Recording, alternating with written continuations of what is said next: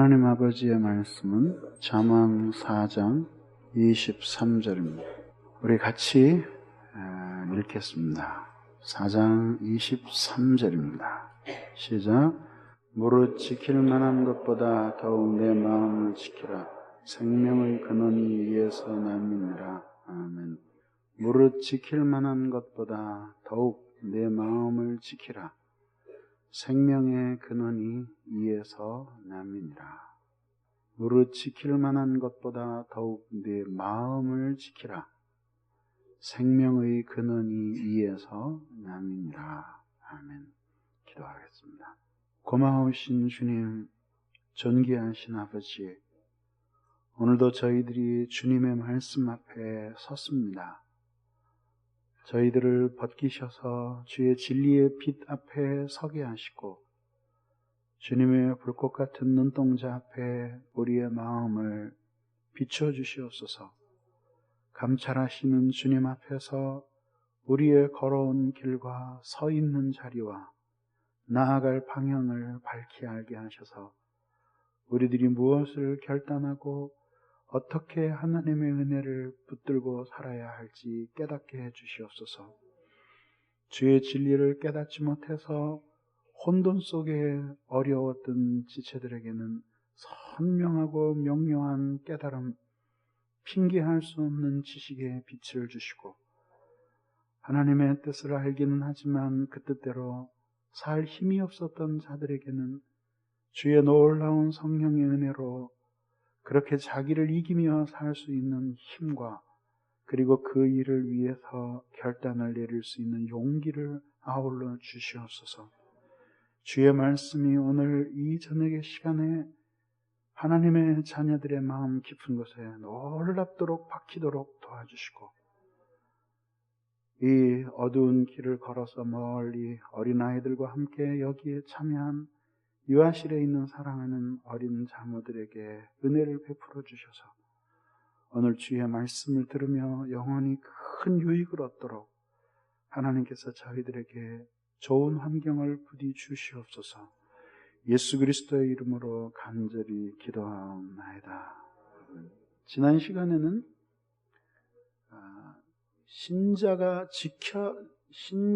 신자의 의무가 마음을 지키는 것이라면 신자가 의무를 다하여 지켜야 할 그 마음이 어떤 마음인가를 논증하면서 그것이 부드러운 마음이라는 사실을 여러분들과 함께 살펴보았습니다. 오늘 이 시간에는 그러면 신자가 버려야 할 마음은 어떤 마음인가? 왜냐하면 신자의 마음은 이미 논증한 바와 같이 육적 마음과 신령한 마음, 즉 신령한 은혜 가운데서 부드러운 마음과 강팍해진 마음, 강팍함, 이 두 가지가 한 마음 속에 섞여 있기 때문에 한편으로는 부드러운 마음을 잘 지키고 또 한편으로는 강팍한 마음을 자꾸 버림으로써 부드러운 마음이 되어갈 수 있고 또 유지할 수 있기 때문에 오늘 이 시간에 생각해 보고자 하는 것은 신자가 버려야 할 마음, 즉 강팍한 마음이라는 것입니다. 그래서 성화에 있어서 신자의 마음의 강팍함에 대해서 논증해 보도록 하겠습니다. 시간 관계상 많은 내용들을 다룰 수는 없지만 그러나 치명적으로 중요한 내용 세 가지를 다뤄보려고 합니다. 우선 첫째는 신자의 마음의 강팍함에 대해서 일반적으로 다루고 두 번째는 왜 하나님은 신자의 마음을 강팍해지도록 내버려 두시는가를 다루고 마지막 세 번째 결론적으로는 강팍의 주체가 누구인가 하는 문제를 다루어 보고자 하는 것입니다. 우선 첫 번째 신자의 마음의 강팍함에 대해서 두 가지로 다뤄보고자 하는데 첫째는 그 의미와 그 다음에 두 번째는 신자의 마음이 강팍해지는 이유에 대해서 다루어 보고자 합니다. 강팍하다라고 하는 표현은 신약 성경에 6번가량 나옵니다. 그리고 그 동사는 스클레리노, 그리고 형용사는 스클레로스라는 단어입니다. 근데 이것은 모두 강팍함이라고 번역이 되었고, 이 두 단어는 모두 스켈로라는 동사에서 유래했는데 이것은 마르다라는 뜻입니다. to dry, 마르다. 그래서 영어의 해골 혹은 피골이 상접한 상태를 가리키는 스켈레톤이라고 하는 말이 바로 이 히라버 스켈로에서 나온 말입니다. 그러니까 바짝 마르면서 딱딱해진 상태를 신약 성경에서 강팍한 혹은 강팍하게 되다라는 말로 번역된 것을 알 수 있습니다.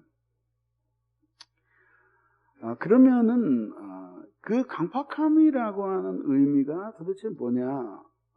그러면 지금 이 히라보 의미로 보면은 그 강팍함을 히브리어에서는 돌멩이를 갖고 얘기하는데 레바하 에벤이라는 말이라 그랬죠. 돌의 마음, 살의 마음 이렇게 비교를 했는데 히라보에서는 이것을 그 딱딱한 것을 돌멩이나 쇠 같은 데 비유하지를 않고 어떻게 비유했냐면은 이게 뭐가 이렇게 말라가지고 딱딱해지는 거. 예를 들자면은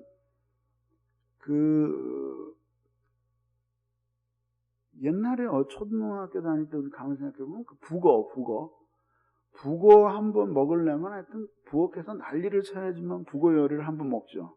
그죠? 왜냐면 사정없이 딱딱하게 말려가지고 북어 요리를 집에서 하려면은 우선 그 축축하게 젖은 배보제기에다가 그거를 싸서 한두 시간 놔뒀다가 그 다음에 그걸 방맹이로 두들기면서 그걸 펴서 북어포를 따로 팔질 않았습니까? 그 펴서 몰라요. 파는 게 있었을지 모르지만 비싸서 못 사 먹었나 봐요. 펴서 그 다음에 그 뼈를 발려가지고 다 이렇게 해서 껍질을 까서 그래서 하나하나 찢어가지고 그걸로 국도 끓여 먹고 아니면 북어를 이렇게 무치기도 하고 그러잖아요. 그때에 그 북어를 생각해 보세요. 북어로 한번 맞아본 적이 있거든요. 진짜 말 안 듣는다고 그 북어로 맞아본 적이 있는데 그 말은 막대기 같이 아파요. 그 이빨로 씹어도 거의 들어가지 않을 정도로 딱딱한 상태로 마릅니다. 그런 걸 의미한다고 생각하면은 회화적인 묘사가 될 거야. 아마 그렇게 본 거죠. 강팍함을. 그래서 특히 그 히브리서, 유다서에서는 그 히브리서와 유다서의 로마서에도 나오고 히브리서, 유다서의 이 강팍함이라는 표현이 많이 나오는데 그 강팍함이라는 이 표현은 거기서 공통적으로 거기서는 그 대체적으로 그 강팍함을 신자들의 그러니까 택한 백성들의 강팍함과 관련 지어서 이 강팍함을 얘기하는 거죠. 근데 그렇다고 본다면은 언젠가는 살처럼 부드러웠던 마음이 세월이 지나면서 그것이 딱딱하게 말라서 그래서 때리면은 아픈 그 북어처럼 된 그런 상태라고 생각을 하면 되죠.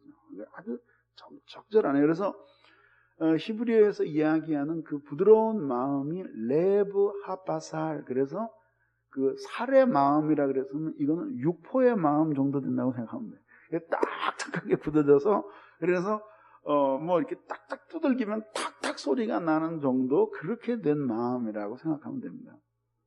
그것이 강팍한 마음이죠. 그렇게 강팍한 마음이 되면은 어떤 일이 일어날까요? 부드러운 마음에 정반대되는 일들이 일어나죠. 그죠? 지난 시간에 그 부드러운 마음을 이야기하면서 특징을 세 가지를 말씀드렸는데 하나는 센서블하다는 거, 뭐 이렇게 잘 감지한다는 거, 또 하나는 하나님의 의도에 따라서 잘 휜다는 거, 그리고 마지막 또 하나는 그 하나님의 뜻에 대해서 전적으로 자기를 굴복하는 성향이 있다라고 하는 것. 이게 세 가지로 말씀을 드렸는데 그거를 따라서 생각하면 정반대죠. 우선 이 강팍한 마음은 감지력이 없어요. 지각력이 없다 이거죠.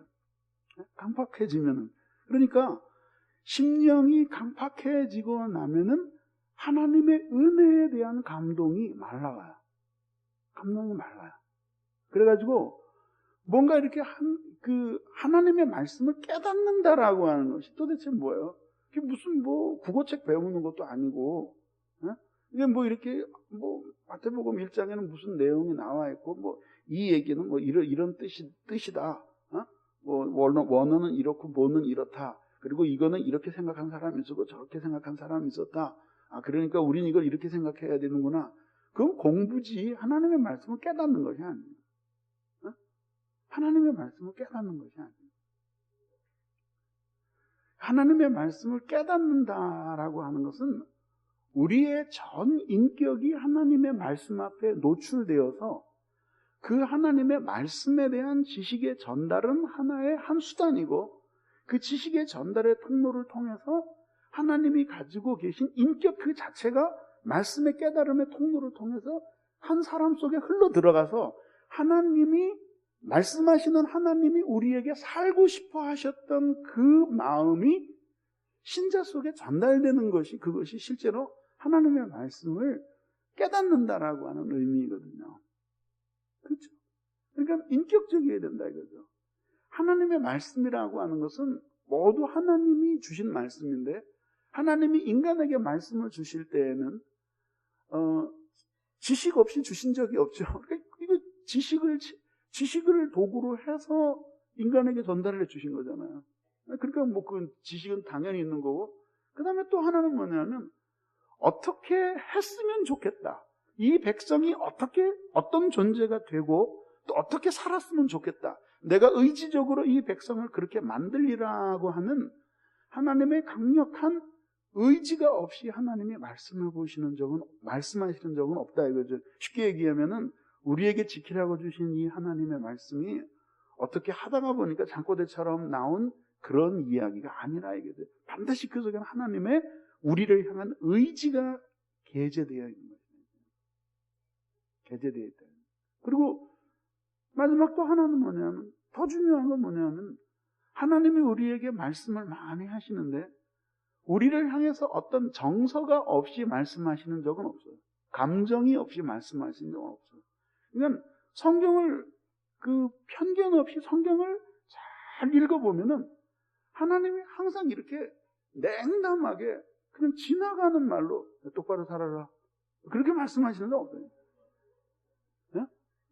막 분노하시면서 너희들이 내가 어떻게 은혜를 베푸르는데 그따위로 사느냐 이렇게 말씀하시거나 아니면은 못 사는 인간들이 넌 나를 떠나서 사는 사람이 얼마나 고통스러우냐 하면서 눈물을 흘리시든지 아니면 막 한바탕 웃으시면서 난 너희가 이 세상에 나를 위해 살아있는 것이 너무 기쁘다 뭐 이런 감정을 가지시든지 아니면 오늘 내가 너한테 할 얘기가 있다 그래서 뭐 진지해지시든지 그러시지 우리 어느 곳에서도 농담하시는 하나님을 성경 속에서는 찾아볼 수가 없어요.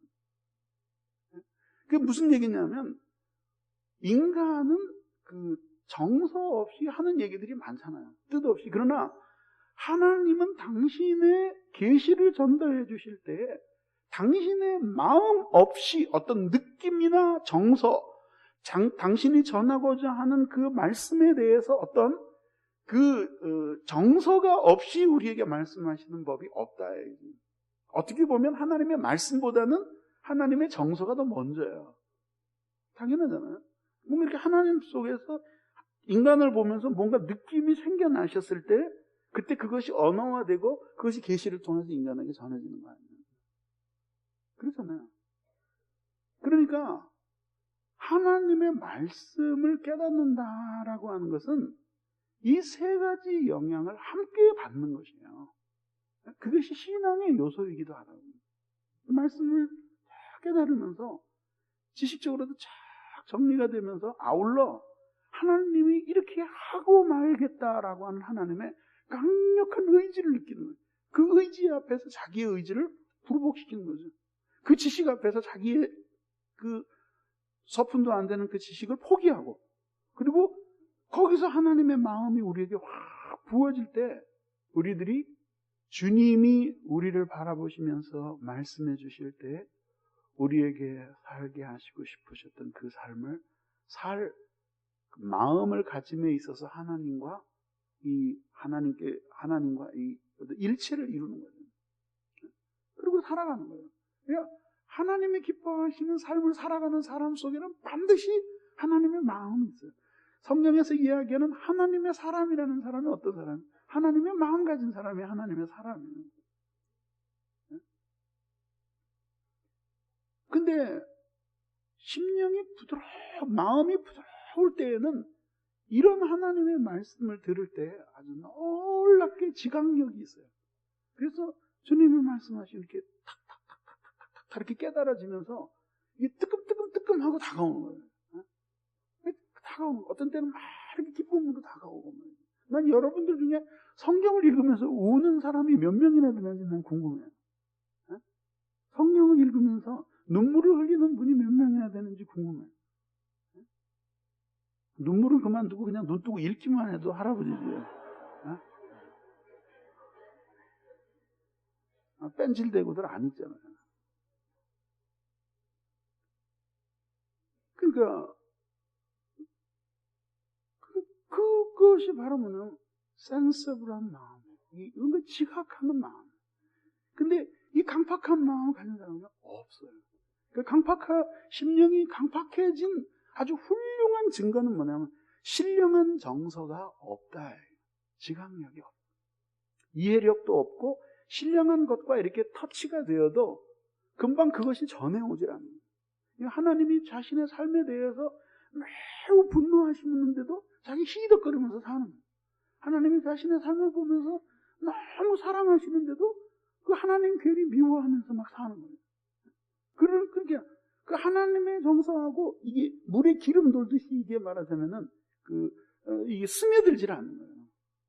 그러니까 강팍한 사람이 사는 거예요. 그 사람이 드라이하잖아요. 진짜 아주 정확해요. 스켈레톤이에요, 스켈레톤. 해골처럼 바짝 말라서. 그래서 아무런 어떤 그 신령한 것들에 대한 감각이 없는. 설교자가 눈물을 흘리면서 기도해도 뒤에도 껐덕껐덕 졸고 있고, 그리고 기도하러 나와도 그저 중얼중얼 몇 마디 하다가 휙 들어가 버리고 말이죠. 그러니까 마음을 들이지 않는 의무는 쉽게 행할 수 있는데 마음을 요구하는 의무에 대해서는 요새 말로 젬병이에요. 아무것도 할 수가 없는 거예요. 마음 자체가 고장났기 때문에 마음을 요구하는 것에 대해서는 부응할 수가 없는 거예요. 기대 자체가. 그 마음 자체에 어떤 강력한 쇄신의 변화가 일어나지 않으면 불가능한 거예요. 그걸 가르쳐서 제가 역사와 전통에 빛나는 교회 생활이라는 거예요. 그럼 뭐예요? 누구 위에서 나오는 거예요? 나와가지고 말이에요. 또 버티고 앉아가지고 말이에요.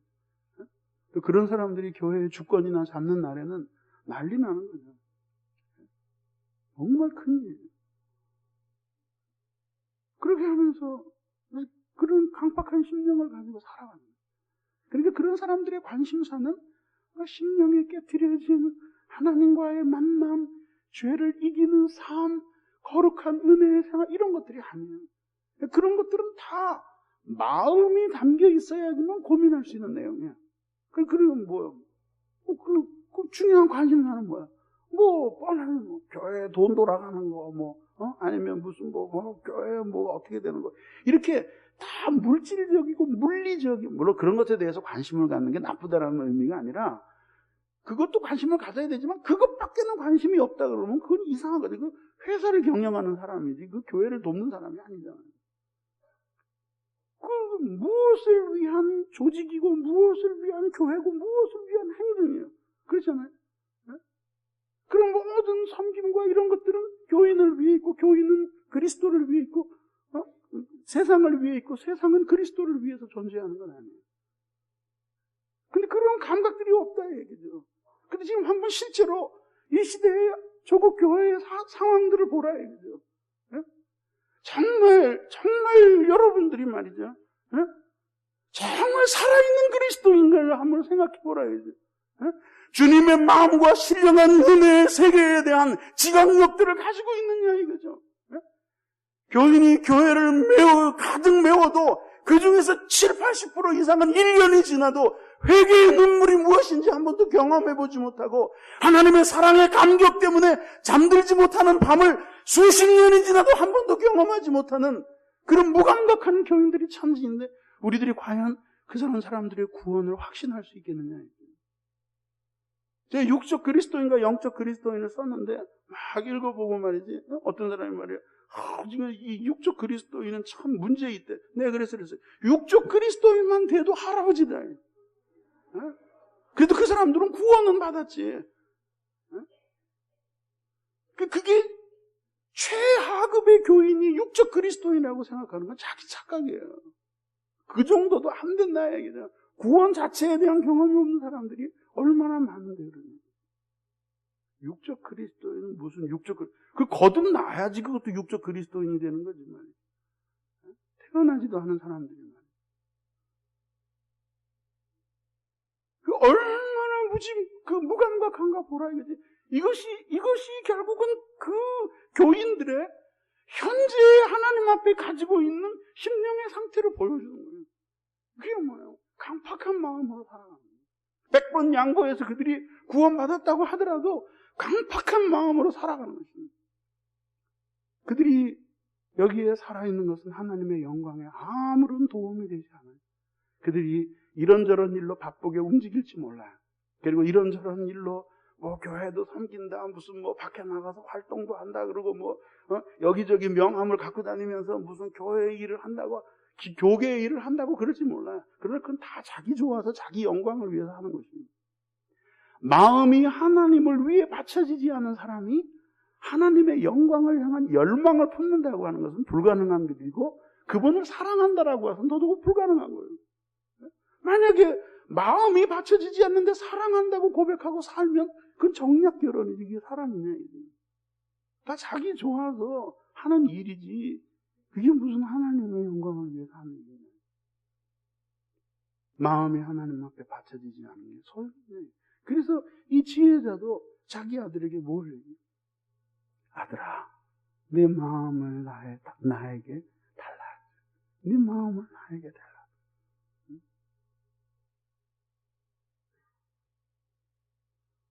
그래요. 그런 강팍해지면 그런 이 센스가 사라지는 거예요. 그런 감각이 무감각해지는 거예요. 사라지는 거예요. 더 하고 싶지만 이 정도에서 그치겠어요. 그 다음에 두 번째는 뭐냐면, 강팍한 마음의 특징은 뭐냐면 휘지를 않는 거예요. 하나님이 움직이시려고 해도 움직이지를 않는 거예요. 움직이지를 않는 거예요. 움직이지를 않는 거예요. 이름만 되면 여러분 잘 아는 목사님 계시는데, 그 목사님이 자기 자서전 같은 글에서 썼어요. 내가 그걸 읽고 집에 가가지고 밤새도록 뱃살을 잡고 굴르면서 웃었는데, 저는 그 이야기가 농담 반 진담 반이라고 생각합니다. 근데 시골교회 청빙을 받아서 젊은 전도사님과 목사가 갔는데 죽어라 하고 전도하고 일을 하는데, 거기에 있는 연세 드신 장로님 한 분이 그렇게 자기를 괴롭게 하더래요. 하여튼 사사건건 그럴 수 있잖아요. 젊은 전도사님이 젊은 목사가 마음에 안 놓이니까 그러셨을 수 있죠. 하여튼 너무 힘들더래요. 그래서 하나님 앞에 그냥 간절히 기도했대요. 하나님, 저 장로님 마음 좀 바꿔주십시오. 난 이 목회 초년생이 너무 힘들고 눈물 나서 목회를 할 수 없습니다. 변화시켜 주십시오. 그랬더니 어느 날 하나님 응답을 해주시더래요. 얘야, 걔는 나도 못 바꿨다. 네가 바뀌어라. 농담 반 진담 반이겠지만은, 걔는 나도 못 바꿨다. 네가 바뀌어라. 그게 빠를 것 같다. 농담 반 진담 반이겠지만은, 강팍한 사람의 특징은 뭐냐면 휘지를 않아요. 하나님이 아무리 그 마음을 돌리시려고 해도 완고하게 저항하는 거예요. 그럼 여러분들은 교리적으로 이런 의문이 떠올 수 있잖아요. 그럼 하나님도 못하시는 일이 있네. 그럼 하나님의 전능하심의 교리는 또 여기서 어떻게 되는 건가? 근데 이제 이렇게 생각하면 돼요. 하나님이 못하시는 일하고 안 하시는 일은 구별해야 돼요.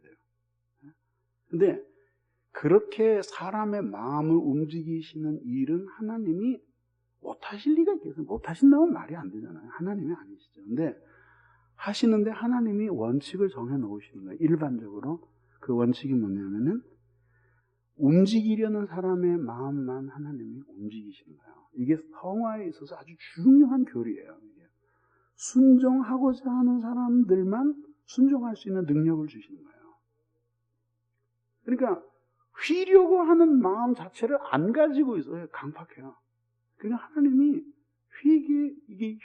하나님이 아무리 감동을 주셔도 휘지를 않는 거예요.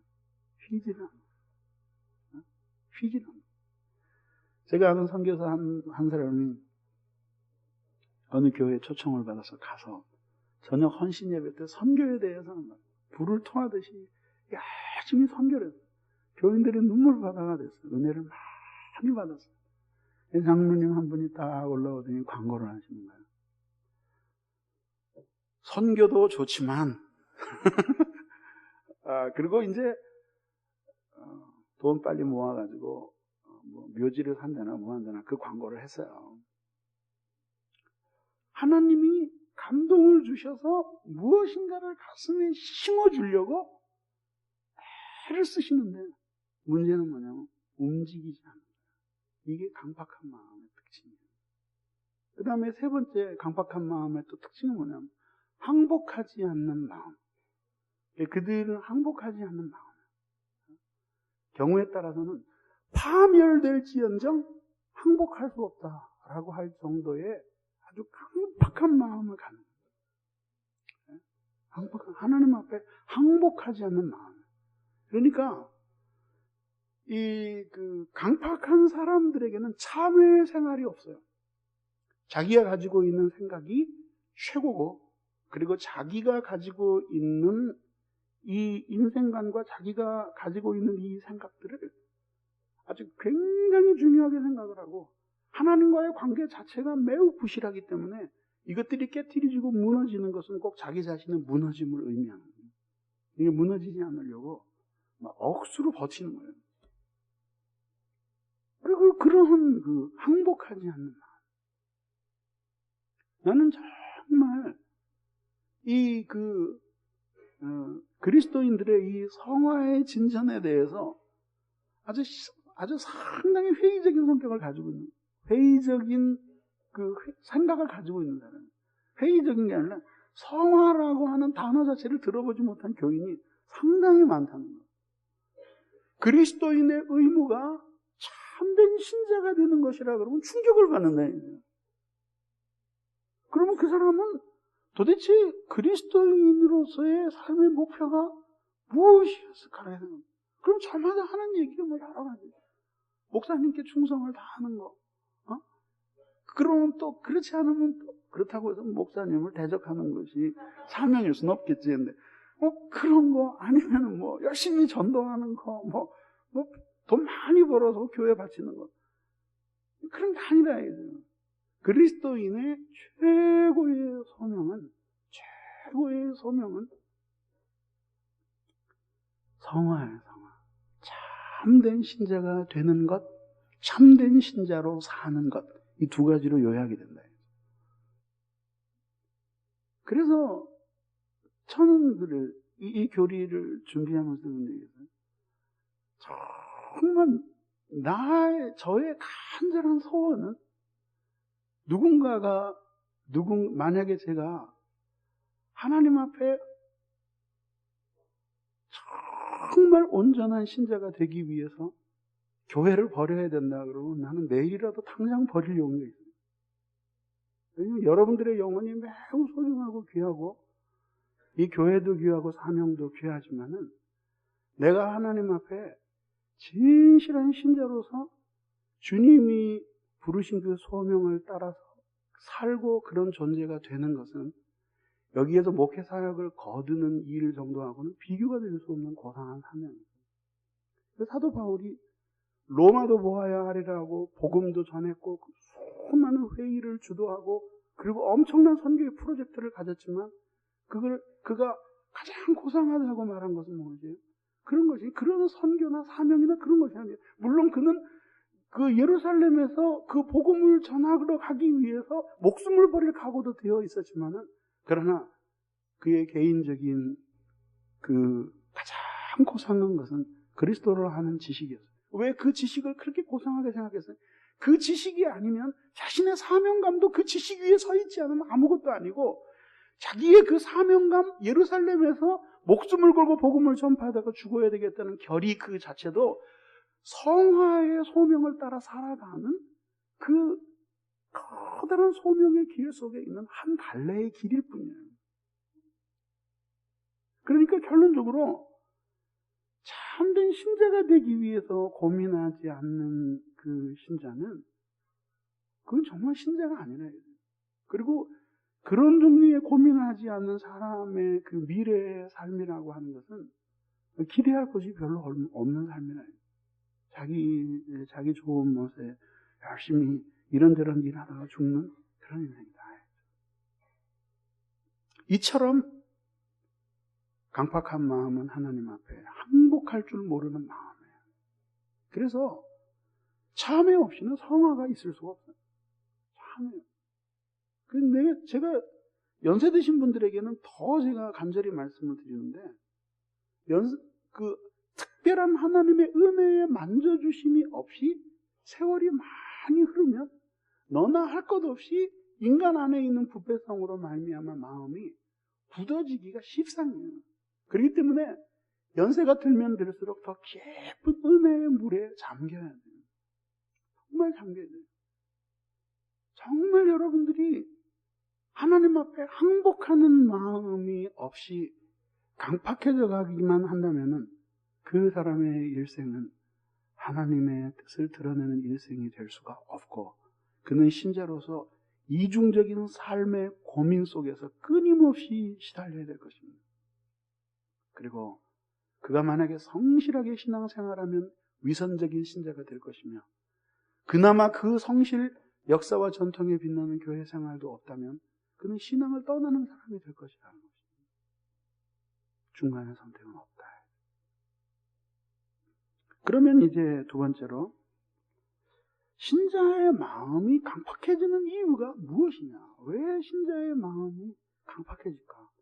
하나님이 거듭날 때 부드러운 마음을 주시고, 또 어떤 때는 하나님 앞에 깊이 통회하고 상하고 깨트려진 마음을 통해서 마음이 쇄신되어서 아주 부드러워지는데, 그 부드러운 마음이 왜 강팍해질까? 왜 강팍해질까?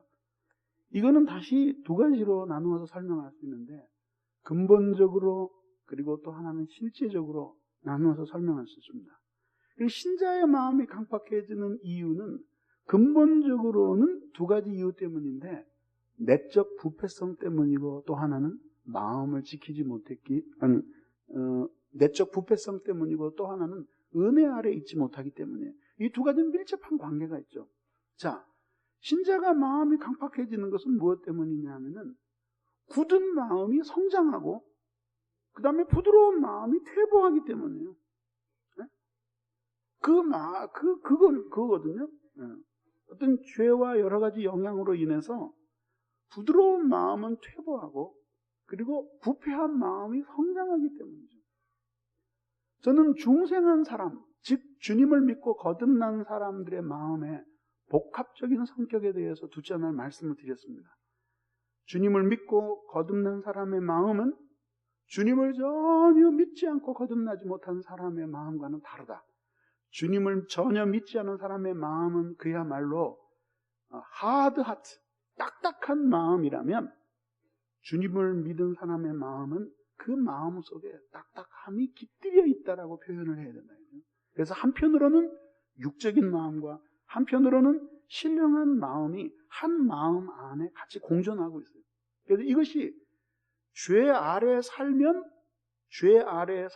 딱딱한 마음이 급속히 성장하고 부드러운 마음이 퇴보하고, 은혜 아래 살면 부드러운 마음이 급속히 성장하고 딱딱한 마음이 퇴보하는, 이런 계속 상관관계 속에 있는 거예요.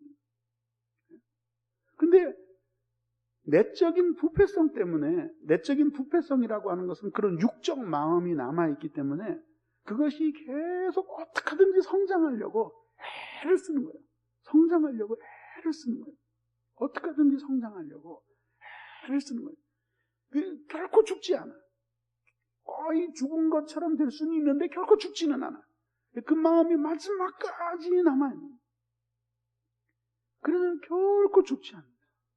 그러면서 그 마음이 기회만 있으면 그 부패한 마음이, 육적 마음이 자라서, 그래서 마음 전체를 딱딱하게 하고 싶은 거예요. 그 성향이 계속 바운딩하고 있는 거예요. 막 치고 올라오려고 계속 이러고 있는 거예요. 그런 부패성이 있기 때문에 신자가 하나님 앞에서 부드러웠던 마음인데 딱딱한 마음, 강팍한 마음으로 변해가는 거다. 두 번째는 은혜 아래 있지 못하기 때문에, 쉽게 얘기하면 죄 아래 있기 때문이죠. 은혜 아래 있지 못하기 때문에. 하나님의 은혜라고 하는 것이 크게 두 가지로 표현이 되는데, 은혜 그러면 객관적으로 말하면 하나님이 죄인들에게 베풀어 주시는, 이 값없이 베풀어 주시는 호의, 은총, 자비 이런 거란 말이죠. 근데 이것을 주관적으로 표현하면은 그 하나님이 우리를 계속 감동시키시는 신령한 정서를 가리켜서 은혜라고 표현해요. 그래서 누가 찬송을 다 부른다면 정말 은혜롭다. 그런 얘기는 뭐예요? 그 사람의 찬송을 부르면서 신령한 하나님의 어떤 그 은혜로운 그 정서를 이렇게 인격 속에 느낄 수 있게 하나요. 그게 은혜롭다는 거 아니에요. 그죠? 네. 그런 얘기거든요. 그러니까 그런 종류의 은혜 아래 있을 때에는 굳은 마음이 그런 은혜 아래 있게 되면은 굳은 마음이 있다고 하더라도 세력을 발휘를 못하고 부드러운 마음으로 자꾸 변해가요, 이게.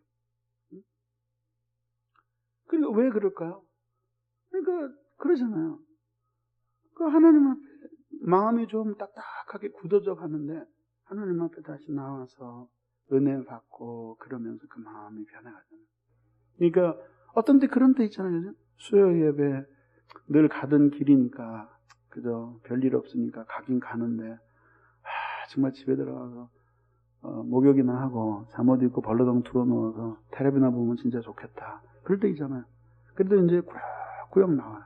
앉았는데 그냥 마음이 가깝고 딱딱해요. 그래서 맨날 앞자리에 앉다가 저 뒤에 구석에, 아니면 뒤에 앉는 사람이 그렇다는 게 아니라 자리가 없어서 그랬지만 하여튼 여기 자리 남았는데도 저 뒤에 가서 안내위원이 조금만 들어가시죠. 그래도 강박한 거죠. 이게 그러고 있어요. 이게 뭐 세상에 감사한 것도 없고 기쁜 것도 없고 그죠? 인생 사는 게 왜 이렇게 고달플까? 그리고 하루 동안 일어났던 섭섭한 일들, 직장에서 무시당한 일들, 뭐 그런 것들 다 떠오르면서 인생 사는 거 진짜 개떡 같다. 그러고 있는데 그날 예배를 드리는데 말이죠. 찬양을 잘 부르는 거예요. 근데 이상하게 그 찬송을 부르면서 옛날 일들이 생각나는 거예요. 우린 찬송 하나하나에 우리의 신앙의 과거가 있잖아요.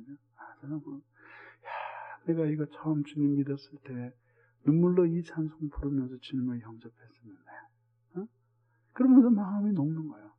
그 말씀을 들으니까 그 마음으로 말씀을 들으니까 얼마나 잘 떨어지겠어요. 이거는 뭐 그냥 완전히 다른 사람 아니라 나 하나 딱 할딱 벗겨놓고 나한테만 계속 하나님이 말씀하시고 그러다 그냥 설교가 끝나고 나자 엎드려져서 통곡을 하면서 다른 사람은 10시쯤 넘으면 다 돌아갔는데 11시 반이 넘도록 엎드려서 뒹굴르면서 하나님 앞에 눈물을 흘리는 거예요. 그러니까 이제 12시 다 되니까 관리 간사들이 나와서 가실 거예요? 철회할 거예요? 가야죠. 그리고 보따리 싸가지고 내려갔는데 비까지 추적추적 오는 거예요. 주님과 같이 내 마음 만지는 분은 없네. 오랜 세월 찾아 나날았네. 내겐 주밖에 없네. 눈물인지 빗물인지 막 흘려들어. 집에 가서 다 마지막에 취침하려고 무릎을 꿇고 기도를 하는데 뭐 옛날 같았으면 그냥 뭐 하나님 감사합니다. 벌러덩 부르는 거예요.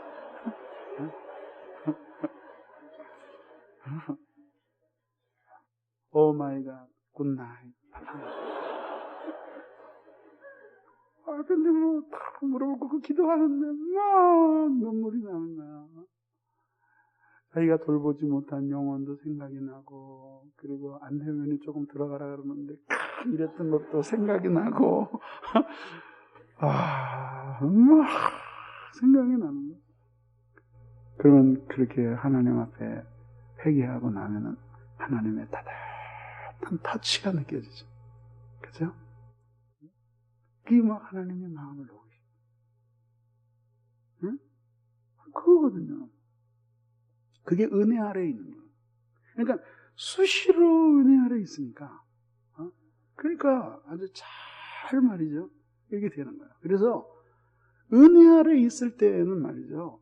조금 잘못해서 주님을 약간 슬프게 해도 금방 회복이 돼요. 그래서 제가 죄죽임의 교리하면서 그런 설명했잖아요.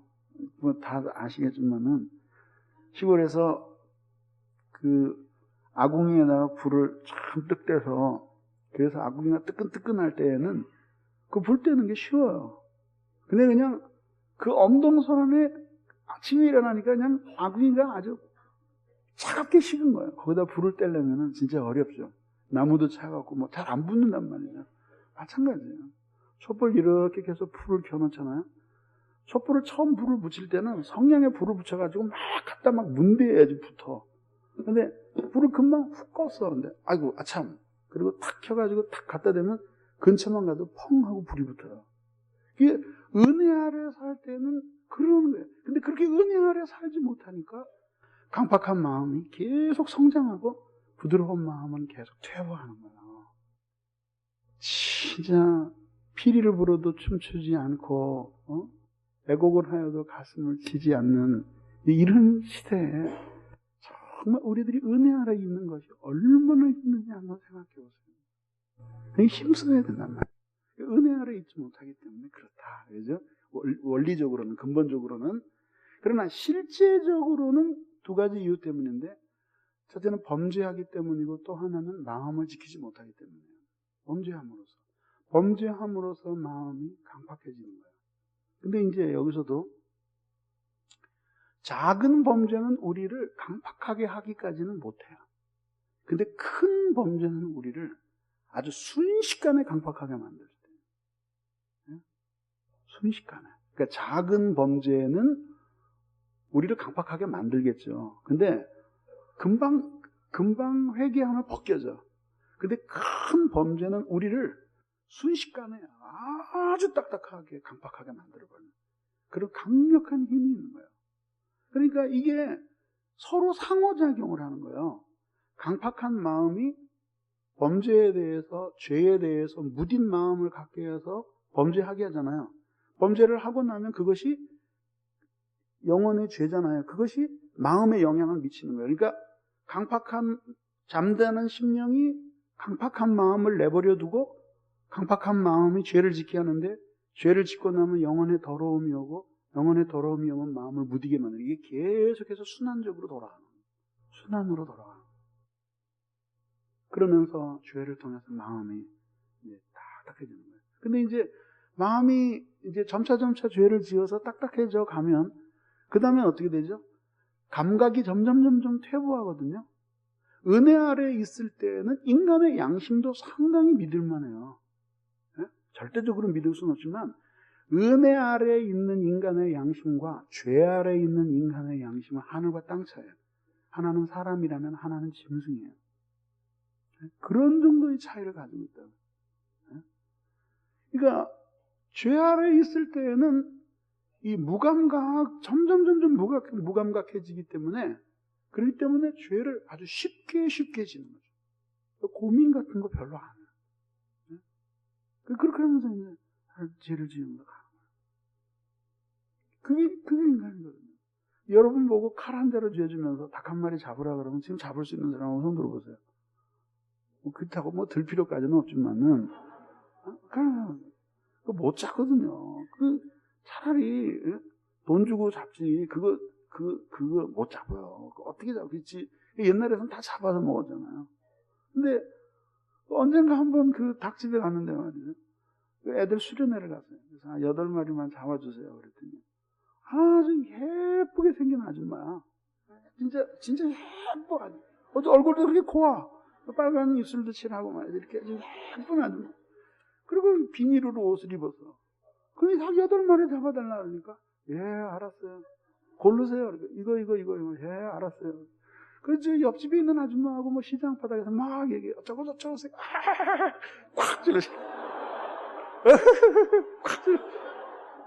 근데 확 찌르니까 닭의 피가 쫙 튀는 거야.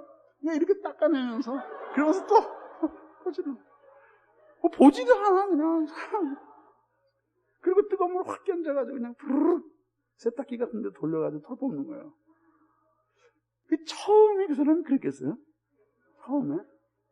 나는 진짜 닭목 치는 게 사명이다 그러고 태어났겠느냐고. 그럴 리 없다. 처음에는 막 즐겁을 했을 거예요. 남편이 닭 좀 잡으라 그런 말을. 그걸 어떻게 잡냐 그러고 막 이랬을 거예요. 우리 직업 바꾸자고 그랬을 거예요. 근데 이게 어느새 이제 이골이 난 거죠. 뭐 웃으면 폭력배들이 살인을 하는 게 그게 맨정신으로 살인을 못 하거든요. 그러니까 그 훈련시키는 코스가 어떤 거냐면 돼지나 개 같은 것들을 산에다 풀어놓고 그걸 사시미칼 같은 걸로 죽이는 연습을 수없이 하는 거야. 그리고 거기서 담대함을 얻고 피 흘려 쓰러지는 그런 동물이나 이런 것들을 보면서 그걸 갖는 거예요. 투견이잖아요, 투견. 개도 그래요. 개도 그 훈련시킬 때 무수히 개를 물어지게 만드는 거예요. 그래서 개 자신도 상대방 개를 꽉 물어서 피를 흘리면서 쓰러질 때는 두려움을 느낀다는 거예요, 개도. 그러니까 그 두려움을 없애기 위해서 계속 개를 물어 죽이게 하는 거예요. 그래서 적개심을 일깨워가지고 그래서 투견대회에 내보내는 거예요. 바로 그거거든요. 그러니까 큰 죄는 우리의 마음, 범죄는 우리의 마음을 강팍한 마음은 죄를 쉽게 만들어요. 이게 계속 악순환의 고리가 계속돼요.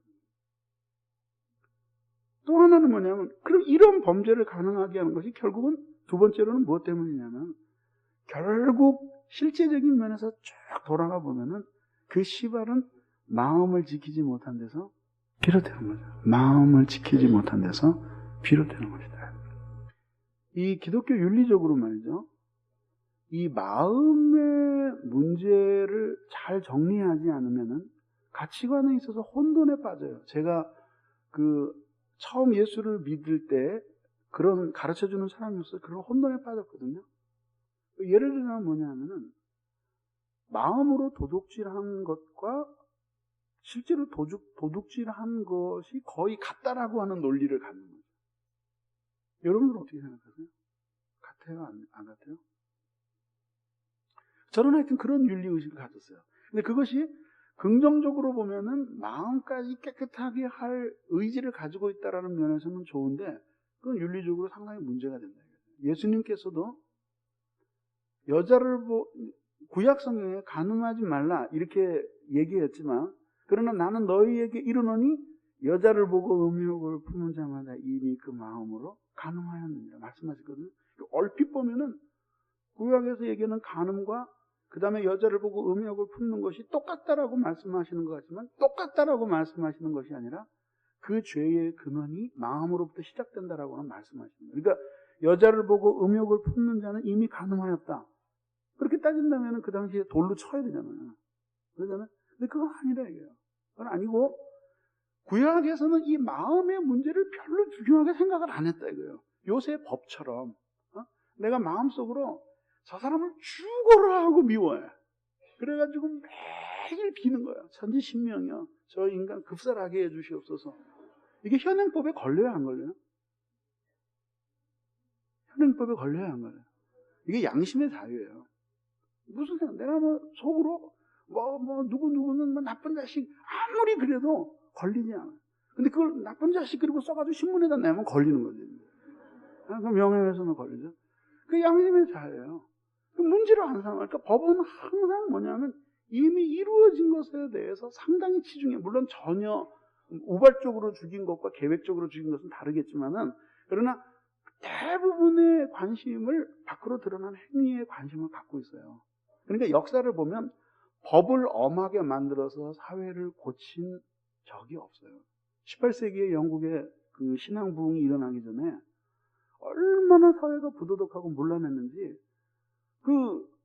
그러니까 죄를 범하면 사람이 보는 장소에서 공개적으로 목을 매달아 죽이는 죄목이 160가지나 됐대요. 그 중에 하나는 남의 집 담벼락에 낙서하는 것까지 있었다 그래요. 그랬는데도, 그런 엄격한 형벌을 만들어냈는데도 결국은 그 사회의 타락을 막을 수가 없었잖아요. 그러니까 법만 가지고는 안 되는 거예요. 그게 되질 않는다 이죠. 시발점 그 자체가 마음을 지키는 데로부터 흘러나가는 거거든요. 마음을 지키지 못하는 것이 그런 모든 문제를 가져오는 시발점이 되는 거예요. 시발점이 되는 거예요. 바로 그거예요. 실제적으로 죄를 지었는데, 아까 말씀드린, 생각이 났네, 이제. 그게 뭐냐면, 밖으로 실제적으로 행한 그 범죄와 마음의 범죄는 동일한 것이 아니에요. 예수님께서 말씀하고자 하는 것은 마음으로 지은 죄와 실제로 지은 그 죄가 똑같다, 그 얘기를 말씀하신 것이 아니라, 예수님은 그 죄의 뿌리를 밝히고 싶으셨던 거예요. 그러니까 뿌리는 전혀 문제로 삼지 않고 그 뿌리에서 나온 결과인 나무만을 보고 자꾸 문제로 삼는다고 할 것 같으면 결국은 환경에 따라서, 상황에 따라서 그것이 안 나올 수도 있겠지만, 그러나 그 계속된 그 뿌리는 고칠 수가 없다는 거죠. 인간의 마음 속에 있는 그것들은 고칠 수가 없어요.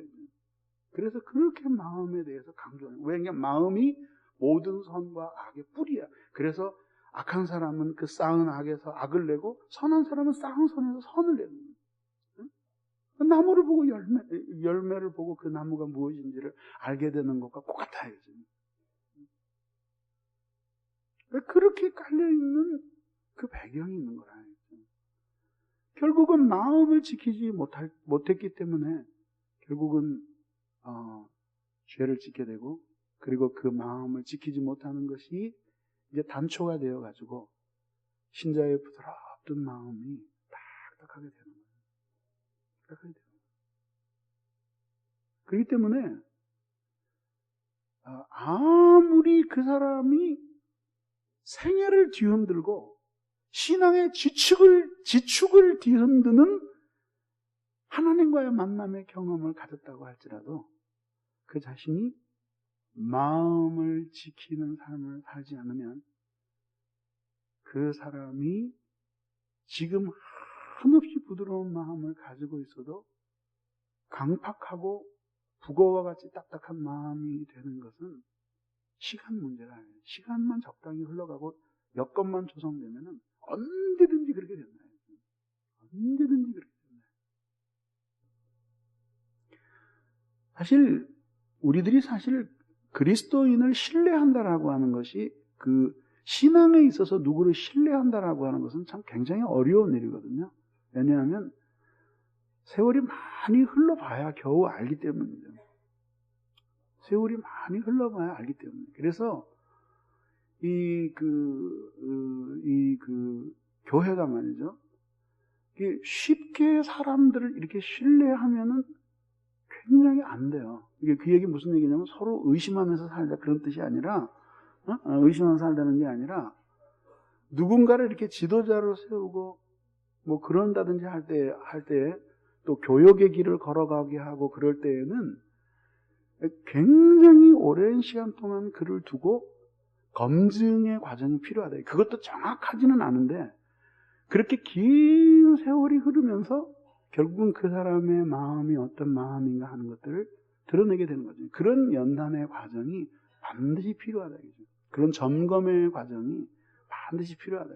그러니까 오늘날에 뭐 예수 믿은 지 1년밖에 안 된 사람들이 집사가 되고, 뭐 3, 4년밖에 안 된 사람들이 무슨 그 안수 집사가 되고, 뭐 5년도 안 된 사람들이 장로가 되고 하는 이런 것들은 제가 보기에는 굉장히 위험합니다. 그래서 성경에도 그 디모데서에 보면은 처음 믿은 자는 그렇게 되면 안 된다.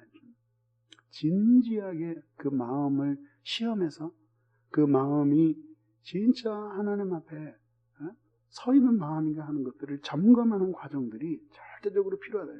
다른 사람들만 그렇게 생각하는 게 아니라 자기 자신도 자기를 그렇게 생각을 해야 돼요. 자기 자신도 항상 자신을 믿을 수 없다라고 하는 것을 나의 이 열심, 이 충성심, 그리고 나의 이 헌신적인 섬김, 그리고 나의 이 철저한 물질적인 헌신, 이런 것들이 내가 누구인지를 정확하게 말해준다고 생각해서는 안 돼요. 네? 거기에 뭐가 섞인 것이 없는가, 이것을 가려내면서 자신의 마음을 아주 해야 돼. 그래서 시편에 보면 하나님께 마음의 연단을 구하는 기도가 굉장히 많이 나와요. 근데 그거는 진짜 정확하게 신앙에 있어서 전공을 치르는 기도예요.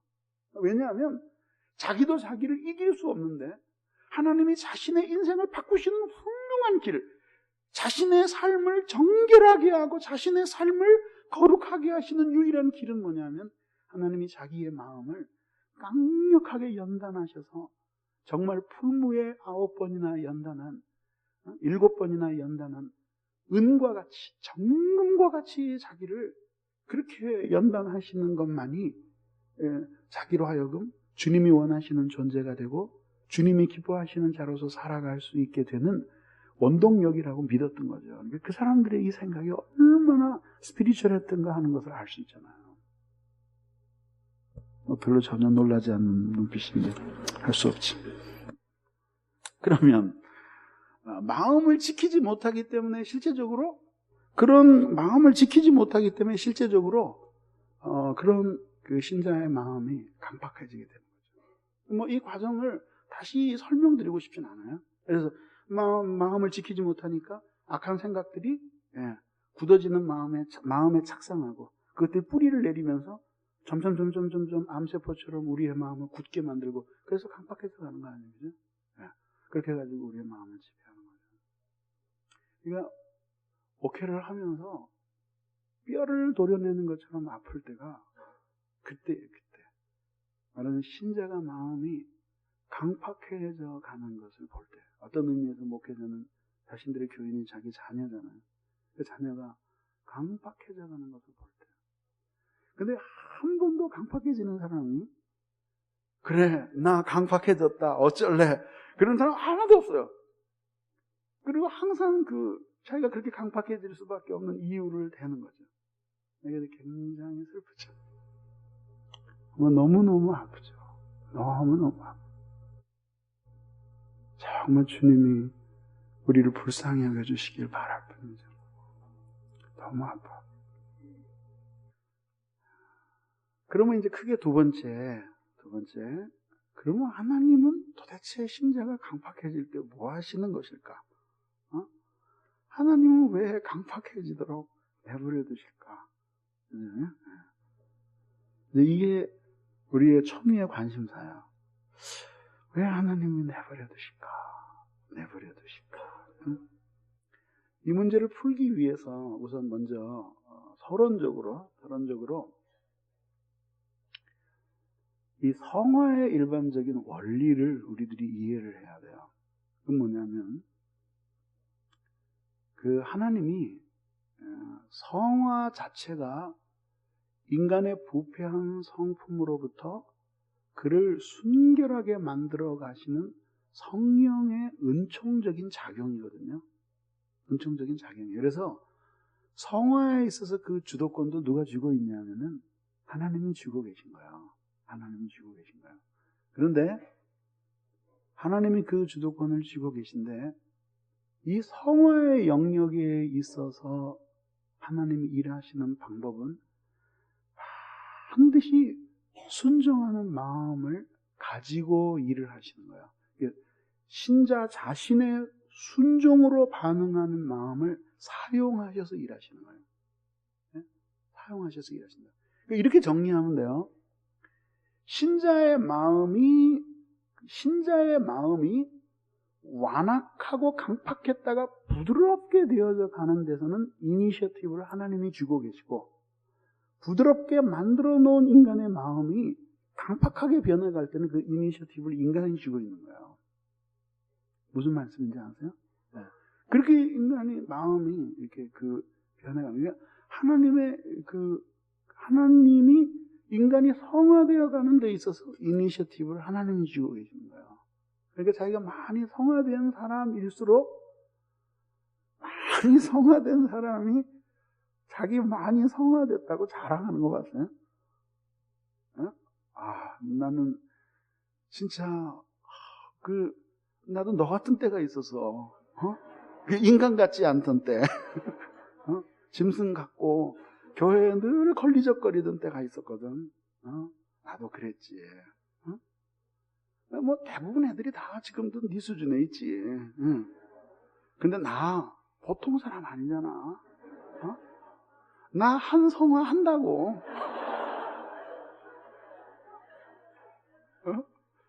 이 교회에 와서 한성화 했지. 성화하면 나 아니야? 이름도 김성화잖아. 없어요. 아무도 없어요, 그런 사람은. 왜냐하면은 그 낱말의 의미만 알아도 그렇게 말할 수 없다는 걸 너무나 잘 알기 때문에 그렇게 말하는 사람은 없어요. 그렇게 말하는 사람은 없어요. 왜냐하면은 성화되면 성화될수록 생각이 달라지는 거예요. 이게 성화가 초기 단계에서는 내가 결단했다, 내가 순종했다, 그리고 뭐 내가 담배를 끊었지, 내가 술병을 집어던졌어, 뭐 그러면서 이렇게 굉장히 내가 이니셔티브를 주는 것처럼 느껴지는데 말이죠. 성화가 많이 되고 나면은 그게 아니라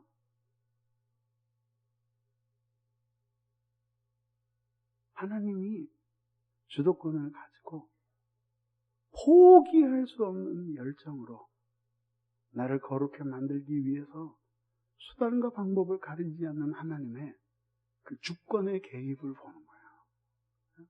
하나님이 날 정말 사랑하시고 내가 그렇게 잘못한 것도 아닌데 바깥에는 굉장히 많이 잘못한 사람도 있는데 떵떵거리고 잘 살게 내버려 두시는데 나는 잘 살다가 조금 잘못했는데 하여튼 송두리 때 뒤집어가지고 코에서 단내가 나오도록 고난을 받게 만드시고 그리고 무릎을 꿇어서 항복을 받고 그리고 다시 성화의 길에 들어서게 만드시는 거예요. 그걸 보면서 많이 성화될수록 너희 안에 깊으신 뜻을 두고 행하시는 이는 하나님이시니. 그게 성화에 대한 사도 바울의 생각이에요. 너희 안에 깊으신 뜻을 두고 행하시는 이는 하나님이시니. 하나님이 뭔가 하시고 싶으면 우리에게 그 뜻을 기뻐하게 하시고 그리고 우리 안에 오셔서 그것을 하게끔 우리를 자극하면서 우리를 데려가십니다. 그래서 나같이 쓸모없는 죄인이 도저히 그런 성화의 삶을 살 수 없는데 주님이 주도적으로 이끌어 가시는 것을 보게 됩니다. 마치 흐르는 물에 나무 토막을 붙들고 떠내려가는 것처럼 그렇게 자신이 성화되어 가는 것을 느낀다. 그러니까 오죽했으면 사도 바울이 내가 만약에 자랑할 것이 있다면 부득불 뭘 자랑하겠다? 나의 연약한 것을 자랑하겠다. 왜냐하면 거기에서 하나님의 은혜가 온전해지는 방법을 보았기 때문에 그런 맥락이에요. 그래서 마음이 강팍하게 되는 것 역시 또 강팍한 마음이 부드럽게 되는 것 역시 모두 성화의 영역에 속하기 때문에 우리의 반응이 필요해요. 그래서 여기에서 이제 화두로 떠오르는 것이 뭐냐면 순종이에요. 순종. 우리들이 그냥 흔히 순종을 이야기할 때는 순종 그러면 뭐의 비결이에요? 순종 그러면 뭐의 비결이에요? 두 글자. 순종하고 뭐 받자고? 축복의 비결이라고 생각하잖아요. 근데 사실은 순종은 단순히 우리들이 살아가면서 엑스트라 보너스를 받는 그런 믿음의 반응이라고 생각하는 이 사고방식이 이게 망조적인 사고방식이라 이거죠. 그러니까 그 얘기는 상당히 교묘한 거예요, 그게. 순종이 축복의 비결이라는 건 무슨 얘기냐면, 그냥 살아가면 본봉은 받는데, 예? 근데 순종을 하면 보너스를 주신다는 거예요, 하나님이. 예? 이게 우리들 속에 있는 암묵적인 이해거든요. 좀 그렇다는 반응을 좀 보여줘요, 좀. 이게 참. 보면 맞아요, 이제. 그러잖아요? 그러니까, 그냥 살면 본봉은 받는다예요. 근데 거기다 순종하면 보너스가 뭉탱이로 쏟아진다는 거예요. 그런 식으로 해서 순종을 말하자면은 사행심과 관련시켜가지고 순종을 이야기하는데 그 순종의 요구 자체도 잘못된 거고 순종의 동기 자체도 잘못된 거예요. 순종은 말이죠. 복음의 총체적인 이유예요. 로마서에 보면은 뭐냐면은 믿어 순종케 하나니. 다시 말하면 복음을 사도를 비롯한 일행이 열심히 전파하고 그리고 이 복음이 사마리아와 땅끝까지 전파되기를 간절히 원하고 실제로 그 복음 사역을 위해서 헌신적으로 자기를 버리면서 살았던 사도들의 생애는 결국 무엇을 꿈꾸고 있었어요? 복음이 전해지는 곳에 하나님의 뜻에 대한 순종이 있을 것이라는 것을 기대했던 것이죠. 자, 우리의 최고의 소원이 뭡니까? 통일? 아니, 왜 그래? 여기가 무슨 반공 강좌예요?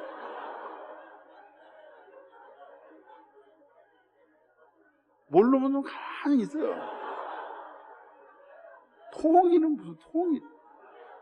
통일도 돼야지. 통일도 돼야지. 근데 우리의 소원은 통일이 아니라 물이 바다 덮은 같이 여호와 영광이 세상 가득하게 인정되리라. 물이 바다 덮은 같이 온 세상에 주님을 아는 지식이 가득 차고 그때 이루어지는 하나님의 나라가 우리의 소원이에요. 그러면 자 봅시다.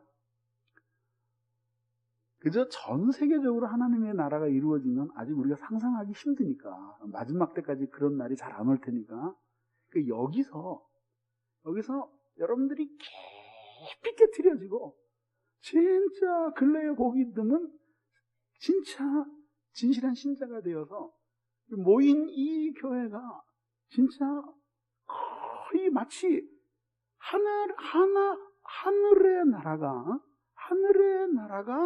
마치 이 세상에 임한 것 같은 그런 하나님의 나라가 실현이 됐다고 칩시다. 그러면 그 신자들의 삶의 특징은 뭐예요? 삶의 모든 방면과 모든 영역에 있어서 자기를 완전히 죽이고 주님을 온전히 높이면서 살아가는 절대적 순종의 삶이에요.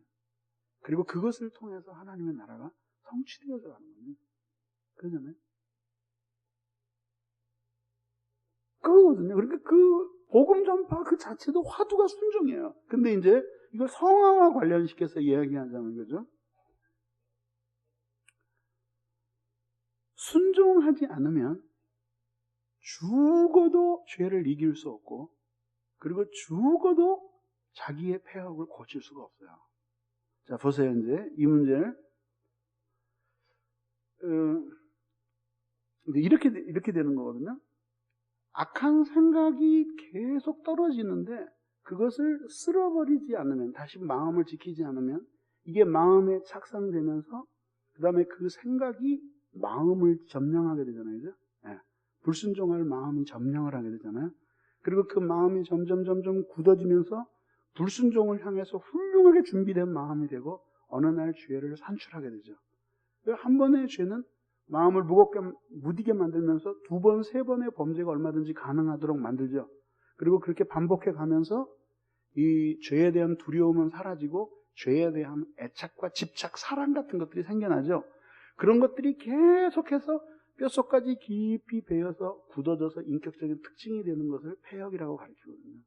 그건 한두 번의 은혜를 받는 것 가지고 해결은 안 돼요. 절대 안 된다. 그래서 내가 어떤 도둑 얘기도 예를 들었잖아요. 그죠? 절대로 안 돼요.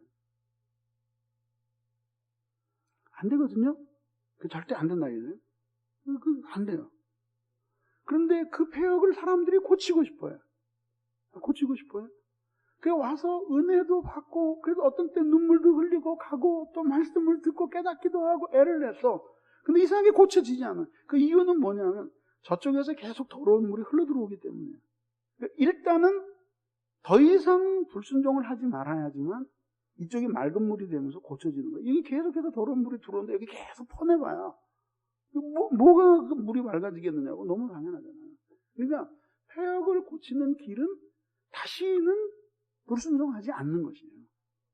그러니까 성화의 삶에 있어서 이 순종이라고 하는 것은 우리들이 흔히 그 순종을 이야기할 때 이렇게 얘기하잖아요.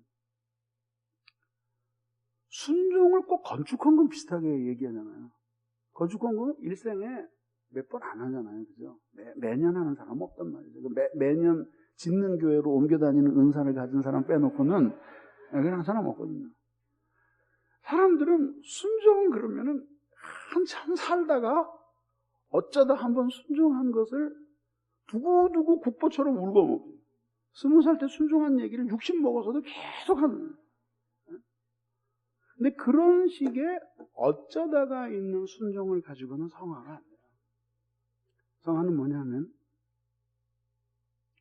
범위에 있어서는 삶의 전 방위에 걸쳐서 정도에 있어서는 완전히 가깝게 순종하려고 할 때에 그것이 성화가 촉진되는 거예요.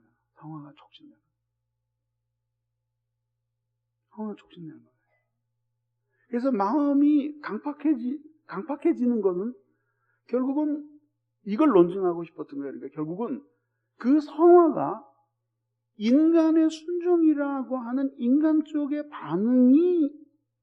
반응과 함께 역사함으로 주님이 주도권을 가지고 그걸 도구로 사용해서 그 사람을 거룩하게 만들어 가시는 과정이거든요. 가시는 과정이거든요. 근데 이러한 마음의 강팍함을 내버려 두는 과정, 그리고 그 마음이 다시 부드러운 마음으로 바뀌는 과정, 이 모든 것들이 성화의 영역 안에 있는 문제예요. 문제란 말이죠.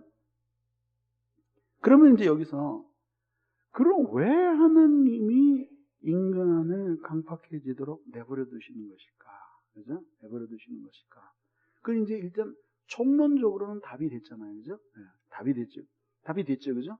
분명히 됐잖아요. 왜냐하면 하나님은 거룩해지고자 하는 사람들의 마음을 거룩하게 하시기 때문에 그렇단 말이죠. 네, 그러니까 이 완악해지는 마음 속에는 항상 자신이 죄를 사랑하고 그 완악하게 되고 싶어하는, 뭐 완악하게 되고 싶어하진 않겠지만 죄를 사랑하고 은혜 안에 있기를 거절하고 하는 적극적인 자기 반응이 있는 거예요. 네? 그런 굳은 마음, 강팍한 마음으로 되어 가게끔 만드는 그런 방향이 그 죄인의 마음속에 있는 거라 이거죠. 그렇게 될 때에 그러면 이제 총론을 그렇게 하고 그러면은 구체적으로 하나님이 강팍해지도록 인간의 마음을 그럼에도 불구하고 간섭하셔서 강권적으로 막으시면 사실 이론적으로는 가능하잖아요. 그죠? 가능해요. 그런데 하나님이 내버려 두시는 이유가 있어요. 네? 그래서 뭐냐면 첫째는 뭐냐면 성화에 있어서 부주의와 폐역을 고치시기 위해서 하나님이 강팍해지도록 내버려 두시는 거예요. 자, 그게 무슨 뜻일까요? 왜 하나님이 인간의 마음을 강팍해지도록 내버려 두심으로써 부주의함과 성화에 있어서 부주의함과 폐역을 어떻게 고치실까? 강팍한 마음으로 어떻게 폐역을 고치실까? 근데 그게 무슨 뜻이냐면은 부주의함이라고 하는 것은 뭐냐면은 이 사람의 마음이 부드럽다가 강팍해지고 나서 자기의 마음이 은혜로부터 멀어서 딱딱한 마음이 되었을 때 신자는 고통하게 되잖아요. 그죠? 그때에 비로소 마음을 지키는 일이 얼마나 중요한가 하는 것을 강팍해져서 한 그 부드러운 마음의 상태를 잃어버리고 나서야 비로소 그 성화의 의무의 중요성을 깨닫는 거예요. 그래서 우리들이 힘들어도 은혜 생활을 계속 하기 위해서는 그 은혜가 없었을 때 고통스러웠던 삶을 생각하면은 의무가 쉬워요. 응? 그래서 기도가 잘 돼. 그 기도하면 은혜가 있어. 근데 새벽에 나오기가 너무 힘들어. 그때는 뭘 생각하냐 하면은 새벽에 기도를 하려고 나갔는데 그나마 안 돼가지고 하나님 앞에 차갑게 거절감을 느끼다가 힘없이 돌아오던 그 아침 기도하려고 기도할 제목이 산처럼 쌓여 있어도 마음이 무거워서 도저히 기도할 수 없었던 고통스러웠던 날들을 생각하면 이 새벽에 기도하러 나오는 것이 힘든 것이 아니다라고 하는 것을 자각하게 됩니다.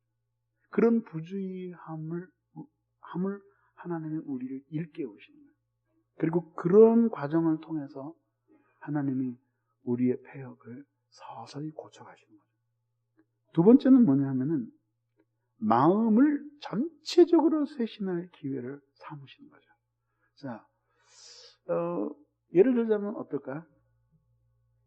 차를 타고 다니는데 썩음썩음해. 가다가 자꾸 쉬고, 그리고 막 가다가 엔진도 꺼지고, 브레이크도 안 들어가지고 몇 번 부딪혀서 난리가 날 뻔했어요. 그런데 차가 여기저기 부딪혀서 자꾸 찌그러지고 그래요. 그럼 고치려고 그래요? 안 고치려고 그래요? 내버려 두죠? 왜 그래요? 팔아버리고 새 차 사니까요. 그 차가 다 썩음썩음하게 망가졌거든요. 그래서 차가 별로 보기도 싫었는데 밤중에 그 차를 끌고 이제 시내에 나갔어요. 비 오는 날인데 앞에 스포티지 큰 자동차가 있어요. 뒤로 슬금슬금 와요. 그래서 오면 안 된다고 팡팡팡팡 누르는데 본네트가 다 찌그러져 있었거든요. 계속 오는 거예요. 빵빵빵빵 계속 오더니 아니나 달라 꽝 하더니 우직하더니 그 큰 집차에 제 차가 밤바 본네트 이게 헤드라이트 다 깨졌거든요. 근데 사실 그거 다 갈아야 될 것들이었거든요. 근데 우리 집사람이 그때 옆에 타고 있었는데 뭐냐면 나중에 이야기를 하는데 당신 그 사람이 와서 쾅 받았을 때 얼굴에 어떠한 노여움도 찾아볼 수가 없었어요.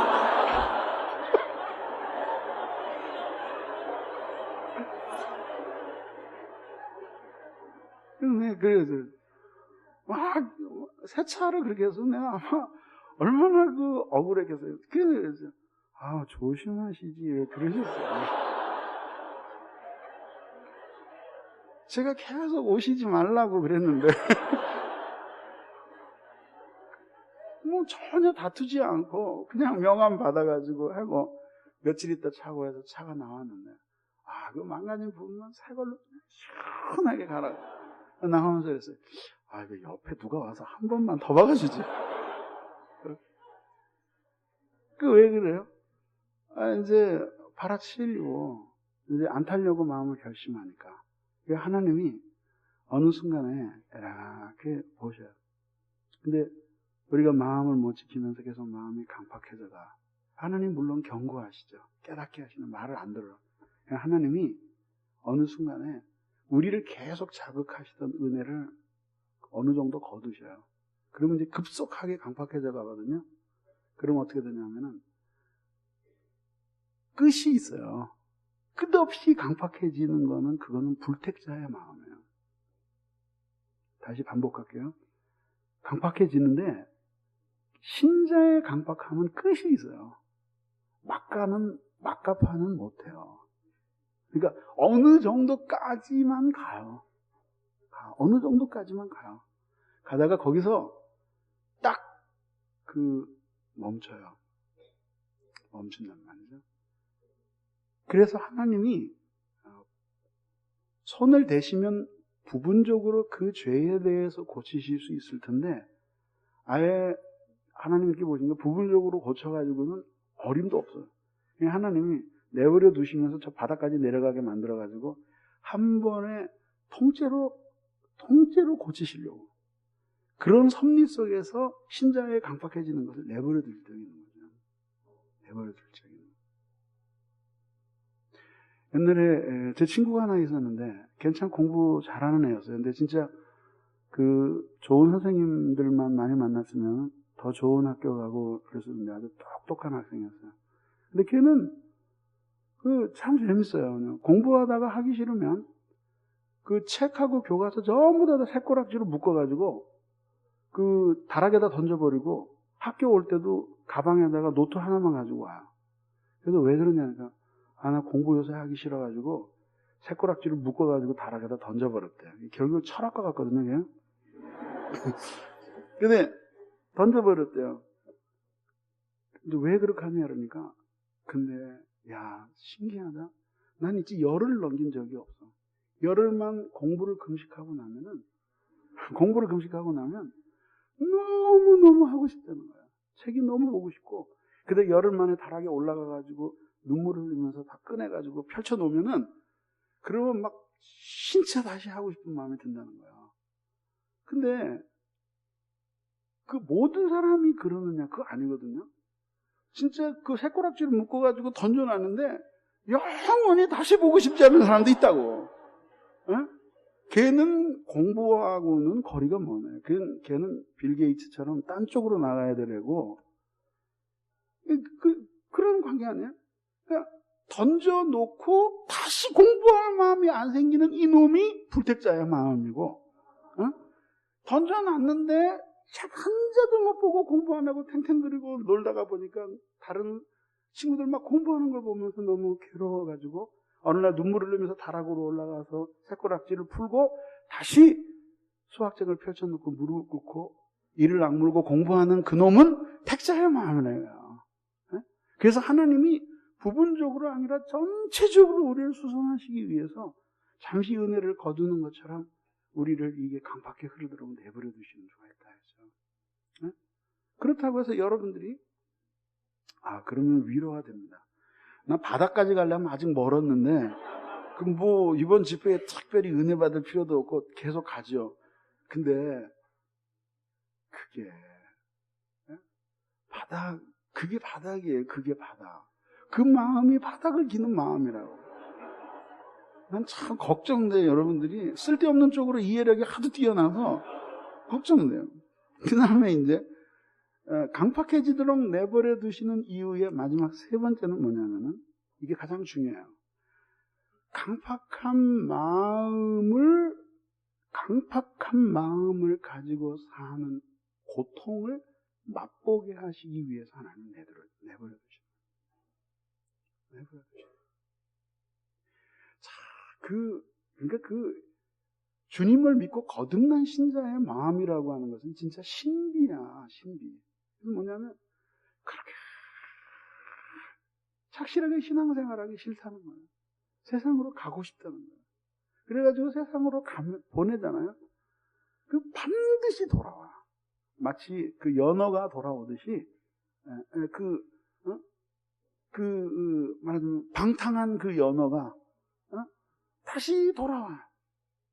돌아올 때 뭐냐면, 그냥 하나님이 내버려 두셔서 세상에서 한번 살아가게끔 내버려 두셨는데, 세상에 가보니까, 주님 믿기 전에 그렇게 재미있었던 그 세상이 아니에요. 옛날에는 술 먹고 막 놀고 그래도 기분이 좋고 깨고 나면 다시 그 여력으로 탄력을 받아서 그 다음날 술자리를 예비하는 그런 삶을 살았거든. 여러분 마음속에 다 들어갔다 나왔죠. 그런 거 살았거든요. 근데 신자가 된 다음에 이상하게 세속적인 기쁨이 마음을 지나간 뒤에는 울고 싶을 정도의 공허감이 밀려오는 거예요. 그래서 결국은 가봐라. 세상에 가봐라. 그러고 보내도 한참 있으면은 자기 발로 눈물을 뚝뚝 흘리면서 이 상처받고 공고한 마음을 가지고 하나님 앞에 나오는 거예요. 그때에 신자가 무엇을 깨닫느냐 하면은 마음을 지키면서 사는 것 주님이 우리에게 주신 이 은혜의 멍에를 지면서 사는 이 의무가 굉장히 힘들고 크다고 생각했지만, 그러나 강팍한 마음을 가지고 살아가는 것보다는 훨씬 쉽다라고 하는 사실을 깨닫는 거예요. 쉽다라는 사실을 깨닫는 거예요. 아무리 예로 들어도 영감이 마르지 않는 그 탕자의 비유를 가지고 또 한 번 생각을 해봅시다. 이 탕자는 말이죠, 집에서 있으니까 놀고 있었지는 않을 거 아니에요. 그죠? 농사 짓는 아버지 거들고 품꾼들을 지휘하면서 그렇게 거들면서 살았을 거 아니에요. 너무 싫은 거예요. 말이지, 젊은 나이야 말이지, 시골 구석에 처박혀가지고 말이지, 되지도 않은 품꾼들하고 말이지, 그리고 말이지, 어울리고 말이지, 그리고 뭐 논밭을 가꾸고 말이지, 이게 도대체 사나이로 태어나서 이게 도대체 할 짓인가? 좀 뭔가 호방하게 이 넓은 세상에서 그래도 한판 뒤흔들어 봐야지 사나이로 태어난 그 뜻을 펼 수 있지 않을까? 그런 미명의 방탕한 길을 걸어간 거죠. 그리고 진짜 한번 흔들었죠. 술집에 가서 흔들었는지 어디서 흔들었는지 그 흔드는 바람에 아버지 유산 다 털어먹었죠. 그리고 돌아오는 거예요. 그리고 그는 극도로 가난 속에서 돼지 쥐염 열매를 먹으려고 했지만 그것도 주는 사람이 없어서 굶주리면서 말하자면 바닥까지 내려간 삶을 다 산 거예요. 그때 뭐가 생각났어요? 아버지의 집이 생각났는데 아버지의 있는 형은 얼마나 좋을까? 그걸 감히 생각도 못했어요. 뭘 생각해요? 우리 아버지 집에는 배부른 품꾼이 얼마나 많을까? 그러니까 이제는 그 품꾼을 부리던 사람이 그 품꾼이 밥 시켜 먹는 거 그것만 해도 그렇게 부럽게 생각이 되는 거예요. 그러니까 아버지의 집에서 노예처럼 품꾼으로 살아서 밥만 먹을 수 있어도 그 밥 먹는 대가로 지불하는 그 노동이 사실은 베풀어주는 그 배부른 그 은총에 비하면 아무것도 아니라는 생각을 완전히 생각이 180도 바뀌게 된 거예요. 그렇기 때문에 아버지의 집으로 올 수 있었던 거예요. 그러면 한번 생각해 보세요. 돌아왔어요? 아버지가, 이제 이건 성경에 안 나오는 이야기인데, 이제 상상한 거예요. 아버지가 돌아왔어요. 그래서 이제 집에 돌아와서 이제 아버지가 다 신발도 신기고 옷도 새로 입히고 반지도 끼워주고 그래서 이제는 내 아들이라고 막 했어요. 그리고 그 아들한테, 야, 유산이 좀 남았는데 가지고 한 번 더 나가라. 그래서 3세판을 해야 되잖아요. 사나이가 뜻을 못 이루고 왔는데 가봐야지. 그리고 아버지가 돈가방을 정성으로 싸주면 이 아들이 간다 그러겠어요? 안 간다 그랬어요? 안 간다 그러겠죠? 그때 안 간다 그러는 생각이 어떤 거겠어요? 그래도 아버지가 날 이렇게 받아줬는데 내가 아무리 가고 싶어도 어떻게 또 가겠다고 얘기를 하겠어? 이 마음이겠어요? 아니죠. 그죠?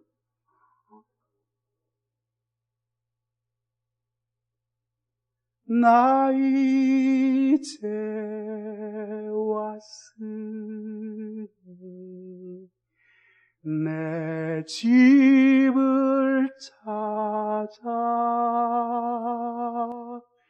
주여 나를 받으사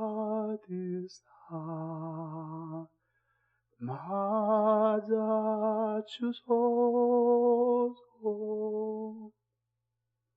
안 가겠다 그럴 거라고. 왜냐하면 여기가 진짜 행복하니까. 물론 저쪽에 가면은 타락의 기쁨이 있어요. 근데 여기에서 아버지와의 관계에서 누리는 그 기쁨하고 타락의 기쁨하고 비교할 수가 없는 거예요. 그냥 안 가는 거예요. 그래도 아버지가 넌 가야 돼.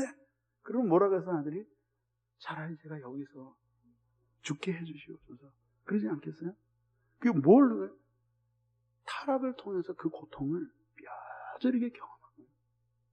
신자가 마음이 강팍해지면 하나님만 괴로우신 것이 아니라 목회자만 괴로운 것이 아니라 더 괴로운 사람은 신자 안에 있는 하나님의 생명의 영혼이 고통을 받는 거예요. 너무너무 괴로워. 그러니까 마음이 강팍해지고 나면 기쁨이 없잖아요. 기쁨이 있다 그래야 이제 세상적으로 돌아가는 거거든요. 근데 아까도 말씀드렸듯이 그 하나님과의 깨트려진 관계, 돌같이 굳어진 마음 때문에 오는 이 영혼의 평안 없음, 거기에서 비롯되는 이 고통은 술 마시면 노래하고 춤을 춰가도 가시질 않는다. 잠시 수면제처럼 잊어버릴 수는 있어요. 바쁘게 일에 몰두하고 막 살다가 보면 잠시 잊어버릴 수는 있어요. 그러나 홀로 어두운 밤에 딱 주님과 대면하면 밀려오는 거예요. 그래서 제가 시편 6편을 강의하면서 밤에 하나님 사랑하는 사람이 진짜 하나님 사랑하는 사람이라고 말씀드린 적이 있잖아요. 그 밤은 외로움의 상징이에요. 홀로 있을 때 하나님을 사랑하는 그 사람이 일로부터도 떨어지고 만나는 사람 그리고 모든 것으로부터 떨어져서 홀로 딱 떨어졌을 때에 하나님의 사랑을 느낄 수 있는 사람, 그리고 정말 하나님 때문에 만족을 누릴 수 있는 사람, 그 사람이 정말 하나님 사랑하는 사람. 그거를 하나님이 이 강팍에 내버려 두시는 동안에 신자에게 깨닫게 하신 거예요. 그러면 그것을 신자가 깊이 깨달을 때 강팍한 마음으로 살아가는 것이 얼마나 고통스럽고 뼈저리게 아픈 것인가 하는 것을 철저하게 깨달을 때 마음을 지키며 경건을 위해서 의무를 다하며 살아가는 이것이 너무 가벼운 멍해라고 하는 사실을 깨닫게 되는 거예요. 그때 어떤 일이 일어나죠? 인격적인 승복이 가능해지는 거예요. 인격적인 승복. 하나님의 사랑 앞에 인격적인 승복이 가능해져요. 무릎을 꿇고 죄악된 세상에 주님 없이 제왕의 면류관을 쓰고 사는 것보다는 주님의 집에 문지기로 사는 것이 더 행복합니다. 그런 고백이 나옵니다. 그러면서 그 사람이 심령을 완전히 새롭게 해줍니다. 그래서 보면은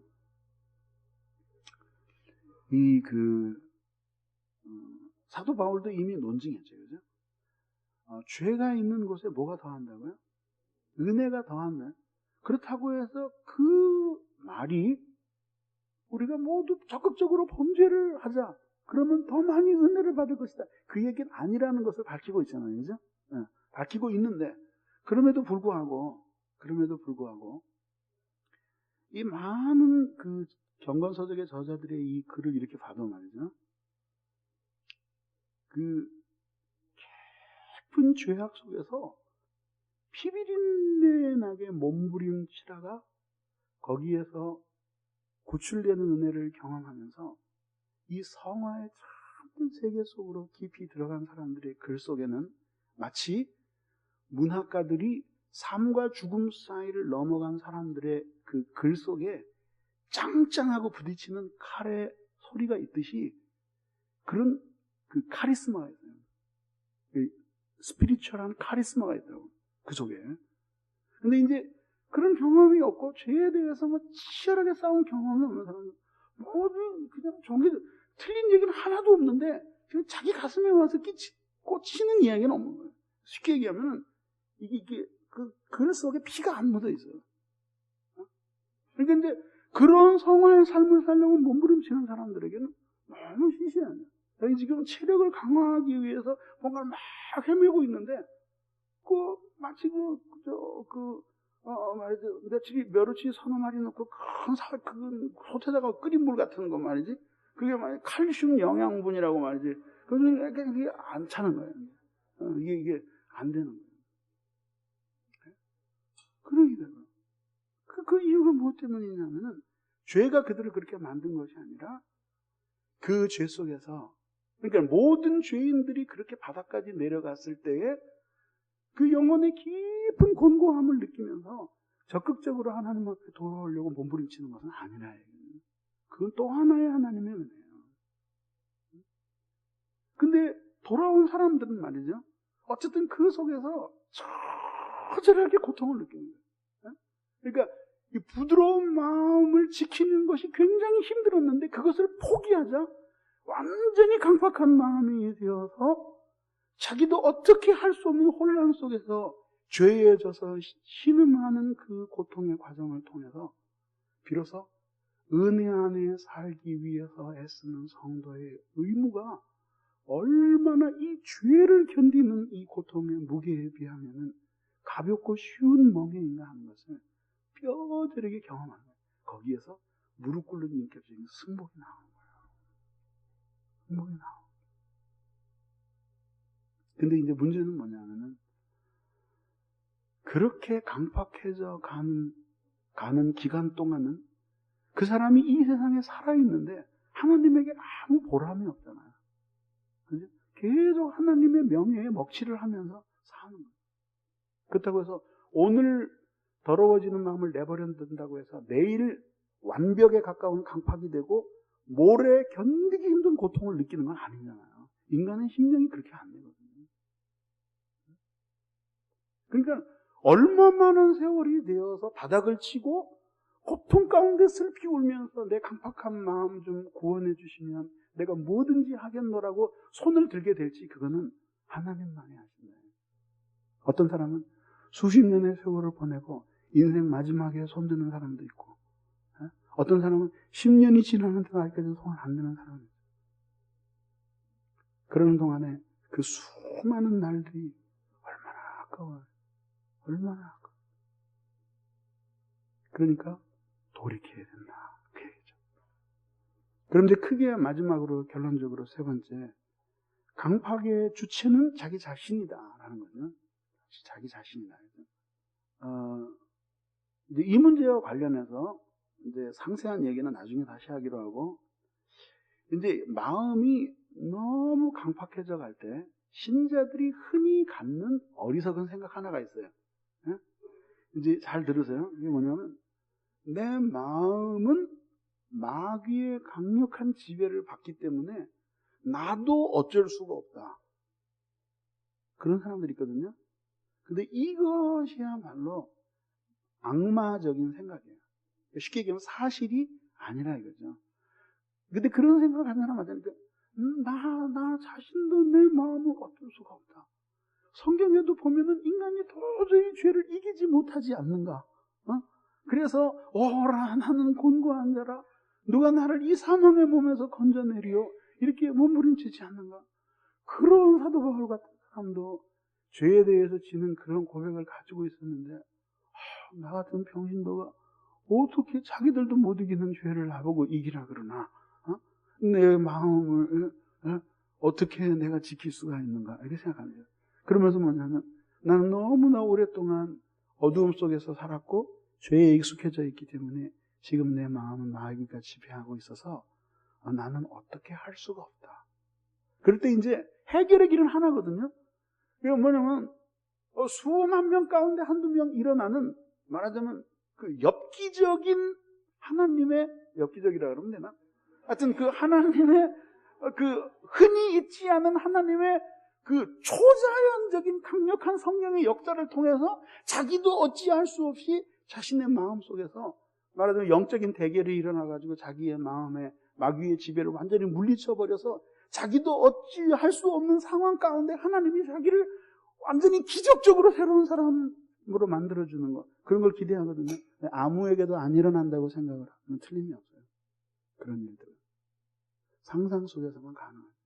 실제로 그런 일이 없지는 않다고 하더라도 그 확률이 거의 제로에 가깝기 때문에 여러분들에게 그런 일이 일어날 수 있을 것이라고 생각하는 그것은 믿음으로서 여러분들의 성화에 유익을 주기보다는 오히려 파괴적인 영향을 끼칠 가능성이 많기 때문에 아예 편하게 그런 일은 나에게서는 거의 일어나지 않는다 이렇게 생각하고 접어버리는 것이 낫다. 그리고 내 마음은 내가 지킨다. 그 생각을 하는 거예요. 네 마음은 내가 지킨다 그러지 말고 네 마음은 네가 지킨다. 그리고 오늘 내 마음은 내가 지킨다. 이것이 성경의 견해예요. 만약에 그렇지 않다고 할 것 같으면 하나님이 왜 마음을 지켜라 마음을 왜 그러세요? 강권적인 영의 역사로 네 마음을 지키리니 넌 그걸 기대하라. 그렇게 말씀하지 않겠네요. 성화의 영역은 그렇지 않아요. 그렇지 않다. 절대로 그렇지 않다. 단 하나 그럴 수 있는 어떤 가능성들을 얘기할 수 있는 케이스는 있어요. 예를 들자면은 그 마귀에게 사로잡힌 상태의 경우. 응? 그러니까 이제 이것도 혼돈하지 말아야 되는 게 마귀에게 영향을 받는 것과 마귀에 사로잡히는 것은 다른 거예요. 영향을 받는 것은 있을 수 있는 일이에요. 뭐 어떤 사람들은 뭐 이렇게 어느 순간에 뭐 이렇게 자다가 뭐 이렇게 막 가위에 눌리고 막 눈을 떠보니까 머리 위에 뭐 시커먼 놈이 걔는 왜 꼭 검은 옷만 입고 다니는 거예요? 그뭐 수천 년이 지나도 그 패션이 바뀌질 않아. 그 검은 놈이 뒤에 앉아 있다고, 검은 놈이 뒤에 앉아 있다고 말이지. 그래요. 그러면서 뭐 자기에 대해서 아주 굉장한 죄책감을 갖는 거야. 그거에 대해서. 근데 이제 내가 얘기해 주는 건 이제 잘 참고가 안 돼 정확하게 이해를 해보세요. 그게 뭐냐면, 물론 죄책감을 가질 수 있어요. 왜냐하면 자신의 마음을 제대로 관리를 못했기 때문에 그런 마귀의 영향을 받는 거예요. 물론 마음을 잘 관리해도 영향을 받을 수 있는데 그렇게 눌리거나 그러지는 않죠. 그러니까 정상적인 마음을 가지고 똑바로 살면 그런 건 눌리지 않아요. 근데 막 그런 억눌림 같은 거 올 때 되게 마음이 잘 준비된 사람에게 성령도 오시고 마귀도 오셔요. 그러니까 이제 상당히 아니 웃을 것이 없고 잘 준비된 마음에 그러니까 사단이 가룟 유다의 마음속에 예수 팔 생각을 넣어 주었다 그랬잖아요. 그걸 보고 이제 어떤 사람은 그거 사단의 책임이지 가룟 유다 책임이냐 그러는데 왜 하필이면 가룟 유다한테 들어갔어요? 이미 벌써 돈통에서 돈 꺼내 먹고 그래 나쁜 짓 하면서 예수를 팔 수 있는 그 사단이 들어와서 그걸 할 수 있는 이 친화적인 성격으로 벌써 모두 말하자면 그 일제가 쳐들어왔을 때 쌍수 들고 환영했던 매국노들처럼 그 마음이 벌써 손 들고 말하자면 그 대환영을 취하고 있었던 거예요. 그래서 거기 들어간 거죠. 마찬가지로 그런 준비된 마음이 오거든요. 그러니까 그런 마음이 되었다라는 면에서는 자책감을 느끼는 것이 가능하죠. 그러나 마귀가 뭔가 와서 영향을 주었다는 그 자체가 죄일 거라고 생각하는 죄책감, 그리고 그것이 워낙 강력한 힘을 갖고 있기 때문에 이제 나도 나 자신을 통제할 수 없다라는 생각을 갖게 되면은 그 영적인 악함의 정도는 점점 심각한 상태로 치달아가는 거예요. 그러니까 그건 영향을 받는 거거든요. 그 영향을 받는 것은 우리의 마음을 강하게 하고 하나님 앞에 기도함으로써 물리칠 수 있는 거예요. 네? 근데 이제 또 다른 건 뭐냐면 소위 얘기하는 마귀에게 사로잡힌 상태, 포제스트 된 상태, 확 사로잡힌 상태. 이럴 경우에는 벌써 이 정신 상태가 모두 없애되어 버린 거예요. 그러니까 다중인격화 되어가지고 마음 자체가 이미 완전히 분할이 되어서 일어나는 정신작용 속에서 정신병자 같은 사람 경우에 그 속에서 이 말이 이 사람의 마음을 반영하나 안 하나 이거를 찾아내는 게 전문가도 굉장히 힘들어요. 전문가도 힘들다고. 그렇게 될 경우에는 그거는 좀 별도의 논의가 필요할 거예요. 그렇지만 일반적인 마음의 상태가 자기가 아무리 죄를 지었다고 할지라도 자신의 마음을 마귀가 지배하고 있기 때문에 자기는 도저히 그것을 이길 수 없다라고 하는 그런 식의 생각은 그건 성경이 가르쳐주는 가르침과 정말 어긋나는 거예요. 그것은 그릇된 확신이라 했죠. 마지막 순간까지 인간의 마음의 키를 붙들고 있는 건 자기 자신이에요. 자기 자신이에요. 물론 자기 혼자 그걸 붙들고 있다고 생각하면 안 되죠. 특히 옳은 길로 가는 그 성화에 있어서는 하나님이 주도권을 갖고 계시다는 얘기는 이미 했죠. 그럼에도 불구하고 성경은 그 마음의 주체가 인간이라는 사실을 강조해요. 그래서 구약 성경에 나온 소위 얘기하는 슈브, 마음을 돌이키라 하는 그 수많은 요구들도 결국 그 주체를 인간을 겨냥하면서 그 마음을 돌이키라고 요구하는 거예요. 그런 생각을 가져야 된다. 반드시. 아주 중요한 얘기입니다. 그 다음에 또 하나는 뭐냐면은, 결국은 강팍한 마음이 깨트려짐으로써 부드러운 마음으로 바뀌어지는 거거든요. 그러니까 상하고 깊이 회개하는 마음, 통회하는 마음으로 돌아가기 전에는 그 강팍함이 부드러워질 수 있는 길은 없어요. 좋은 환경에다가 갖다 놓으면은 부드러워질 것이라고 생각하는데 절대 그렇지 않다. 절대 그렇지 않다. 예를 들자면 너무 강팍해서 이 사람 저 사람하고 막 부딪혀. 그 사람 누구든지 다 받아주는 곳에 가면은 마음이 유순해질 것이다. 절대로 그렇지 않다. 그건 결국은 자신의 영혼의 문제이고 하나님과의 관계의 문제이기 때문에 상한 마음과 통회하는 심령, 브로큰 하트 되기 전에는 결코 그는 텐더 하트, 부드러운 마음으로 변화될 수가 없어요. 그러면 어떻게 해야지만 그 부드러운 마음을 회복하겠느냐, 또 부드럽게 된 마음을 유지하겠느냐, 이건 이제 내일 넘어가는 문제예요. 근데 어쨌든 그렇게 강팍해진 사람을 향한 유일한 대안은 깨트려지는 거예요. 강력한 참여를 통해서 성령의 역사를 경험하고, 그리고 하나님의 심정이 그 어두움을 뚫고 그 강팍한 마음 속에 흘러 들어가서 그 마음이 녹아지고 깨트려지는 강력한 참여의 역사 없이는 그는 몇 년 더 앞으로도 얼마나 더 긴 세월 그 강팍한 가슴을 가지고 고통 속에서 살아갈지 하나님만이 아실 수 있을 뿐이에요. 세월이 약일 수 없어요. 여러분 중에는 지금 영혼의 고통스러운 문제를 20년 이상 끌어안고 그 상태에서 그대로 살아가고 있는 사람들 너무나 많죠. 그렇죠? 젊은 시절에 인격적으로 주님을 만났는데 30년이 넘는 세월 동안 성화에 있어서 거의 진전이 없는 사람, 근데 그분들에게 한번 묻고 싶어요. 세월이 약입니까? 세월이 지나면 저절로 해결이 됩니까? 상황이 바뀌고 이 교회 저에 옮겨 다니면은 저절로 문제가 해결되드냐고요? 네? 그렇게 되지 않아요. 하나님 앞에 세월이 아무리 많이 흘러도 상한 심령이 되고 하나님 앞에 깨트려지는 마음이 되지 아니하고는 그는 결코 영혼의 부드러운 마음, 신자가 부드러운 마음을 회복할 수 없어요.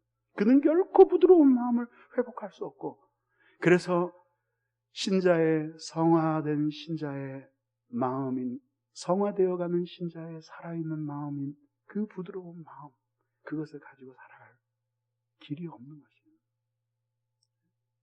그런데도 여러분들의 삶을 보십시오.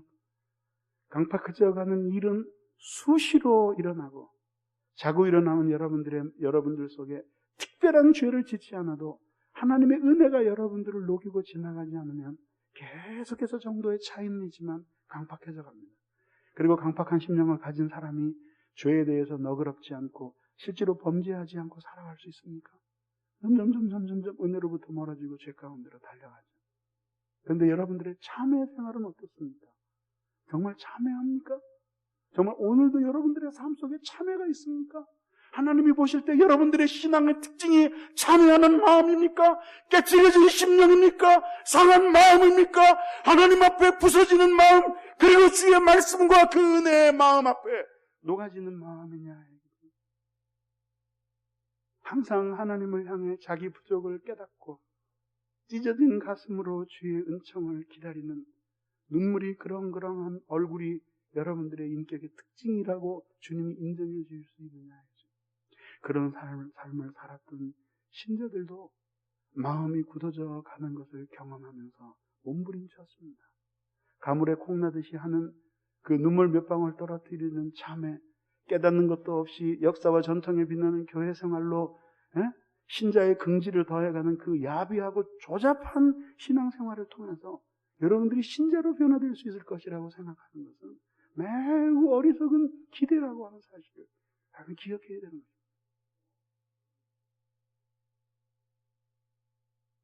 하나님께서는 모든 자기의 자녀들, 자기의 백성들의 마음이 부드러운 마음이 되고 싶어 하죠. 새 언약을 주시면서 주실 것을 예고하시면서 굳은 마음을 제거하고 너희 가운데 부드러운 마음을 주리라고 약속하신 것도 이제 예수 그리스도가 오셔서 하나님의 사랑을 눈에 보이도록 우리에게 증거해 주시면 그 눈에 보이도록 보여주신 예수님의 사랑을 통해 하나님 아버지의 애정을 깊이 느끼고 그리고 부드러운 마음으로 그 십자가 앞에서 늘 참회하며 하나님 앞에 온유한 마음이 되어서 무엇이든지 주님의 마음을 느낄 수 있고 무엇이든지 주님이 움직이시고자 하는 방향대로 움직이고 무엇을 요구하시든지 주님 앞에 순종하는 마음으로 항복하는 그런 삶의 방향 전환, 그리고 여러분들의 참된 신자됨을 위해서 하나님께서 복음의 위대한 새 시대를 열어놓으신 것이죠. 정말 우리들이 살아있는 신자, 주님을 생각하는 신자라고 할 것 같으면 우리가 눈물 없이 그리스도의 십자가를 볼 수 있습니까? 우리가 하나님의 사랑을 느낄 수는 없어도 그 십자가를 보면 의심할 수는 없지 않습니까? 우리 같은 인간을 위해서 하늘의 영광을 버리고 이 세상에 오신 주님, 그리고 우리를 위해서 사람의 몸을 입으시고 고난을 당하시기까지 고난의 길을 걸어가신 예수 그리스도의 그 생애를 보면서 하나님이 어떤 마음을 가지고 여러분들을 주의 자녀 삼으시고 여기까지 인도하셨는지 알 수 있지 않습니까? 명백한 하나님의 사랑이 십자가를 통해 나타났고 죄인인 우리들을 용납하시는 아버지의 필설로 다할 수 없는 사랑이 그 십자가의 어린 양이 흘리신 보혈을 통해 드러났거늘 강팍한 마음을 가지고 살아가는 사람들이 이 시대에 얼마나 많은지 모릅니다. 이 세상의 사람들은 그렇게 살아가게 내버려 두더라도 이제 복음이 무엇인지를 알고 구원받은 그대들을 향한 하나님의 소원이 무엇인지를 알고 어떻게 마음을 지키며 이 성화의 소명을 따라 살아야 할지를 깨달은 여러분들은 그렇게 살아서는 안 되는 것입니다. 그렇게 살아서는 안 되는 것입니다. 기도하겠습니다. 이 시간에 우리 기도하기를 원합니다. 우리 진심으로 하나님 앞에 기도하기를 원합니다. 정직하게 하나님 앞에 고백하기를 원합니다. 하나님, 우리 안에는 버려야 할 강팍한 마음들이 너무나 많습니다. 나의 착실한 교회 생활과는 상관없이 내 마음은 돌멩이 같고 그리고 내 마음은 마른 진흙과 같아서 어떠한 하나님의 말씀의 시에도 지각력이 없고 휘지도 않고 승복하지도 않는 이러한 마음이 내 안에 가득 있습니다. 굳은 살 같은 내 마음을 제거해 주시고 다시 한번 어린아이처럼 주의 사랑에 녹고 주의 은혜에 녹아서 주님의 마음을 내 마음에 담고 일평생을 사는 신자가 되도록 하나님 우리를 미끄러진 곳에서 건져달라고 우리 같이 한번 기도하시겠습니다. 사랑이 많으신 아버지 하나님, 오늘 이 시간에도 간구하고 기도합니다. 부족한 저희들을 주님께서 사랑해 주시고 오늘 이 시간에도 간구하고 기도하게 해주시니 감사드립니다. 아버지 하나님, 우리의 마음의 강팍함을 용서하시고 우리를 불쌍히 여겨주시옵소서. 아버지 하나님, 우리의 마음의 악함을 용서해 주시옵소서. 아버지 하나님, 우리를 위해서 자기를 버리신 그리스도의 고난의 십자가가 우리 앞에 밝히 있는데 아버지 하나님, 그 앞에서 녹아지지 아니하는 우리의 마음의 완악함을 용서해 주시옵소서. 우리를 긍휼히 여겨주시고 불쌍히 여겨주시옵소서. 하나님 아버지, 이 시간에도 도와주시고 은혜를 내려주시기를 간절히 빌고 원하옵나이다. 오늘도 여기에 있는 사랑하는 모든 지체들이 아버지 앞에 새롭게 살기를 소원합니다. 주여 은혜를 내려주시옵소서. 아버지 하나님이여 역사해 주시옵소서. 하나님 아버지 은혜를 내려주시기를 간절히 빌고 원하옵나이다. 그래서 아버지 하나님이여 우리의 마음과 강팍함을 그리스도 예수의 보혈의 십자가 아래서 녹이시고 그래서 우리에게 굳은 살을 제거하시고 아버지 하나님이여 부드러운 마음을 우리에게 주셔서 아버지 하나님의 은혜의 손길에 늘 반응하며 주 앞에 살 수 있는 저희들이 되도록 하나님 아버지여 역사해 주시고 우리에게 은혜를 내려주시기를 간절히 빌고 원하옵나이다. 자비하신 내 아버지 하나님이여 오늘 이 시간에도 간구하고 기도합니다. 아버지 하나님이여 역사해 주시고 은혜를 내려 주시옵소서. 자비하신 아버지 하나님이여, 이 시간에도 간구하고 기도하오니 우리 한 사람 한 사람의 마음에 이런 변화를 주시옵소서. 우리를 강건하여 변화시켜 주시기를 원합니다. 그래서 저희들의 온 몸과 우리의 마음까지도 주의 것을 삼으시고, 그래서 우리의 온 몸과 마음이 주님께 연락될 수 있도록 축복하여 주시고 은혜를 내려주시기를 간절히 빌고 원하옵나이다. 자비로우신 내 아버지 하나님, 오늘 이 시간에도 간구하고 기도합니다. 우리의 죄와 악함을 용서해 주시옵소서.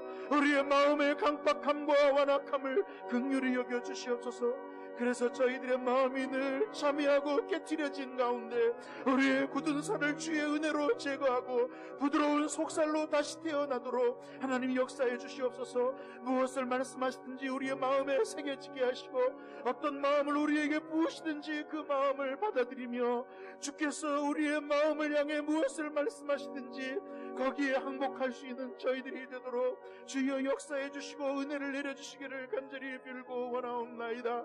전능하신 아버지 하나님이여, 이 시간에도 간구하고 기도하오니 주여 은혜를 내려주시옵소서. 우리의 마음의 강팍함을 용서하시고 우리를 부드럽게 만들어주시기를 원합니다. 더 이상 우리의 심령이 강팍으로 인하여 고통받지 않도록 아버지 하나님이여, 우리에게 경건하고 부드러운 심령을 주시옵소서.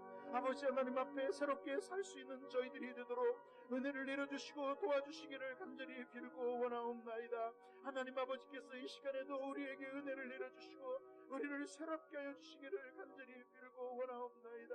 아버지 하나님께서 이 시간에도 도와주시고 우리에게 은혜를 내려주시기를 간절히 빌고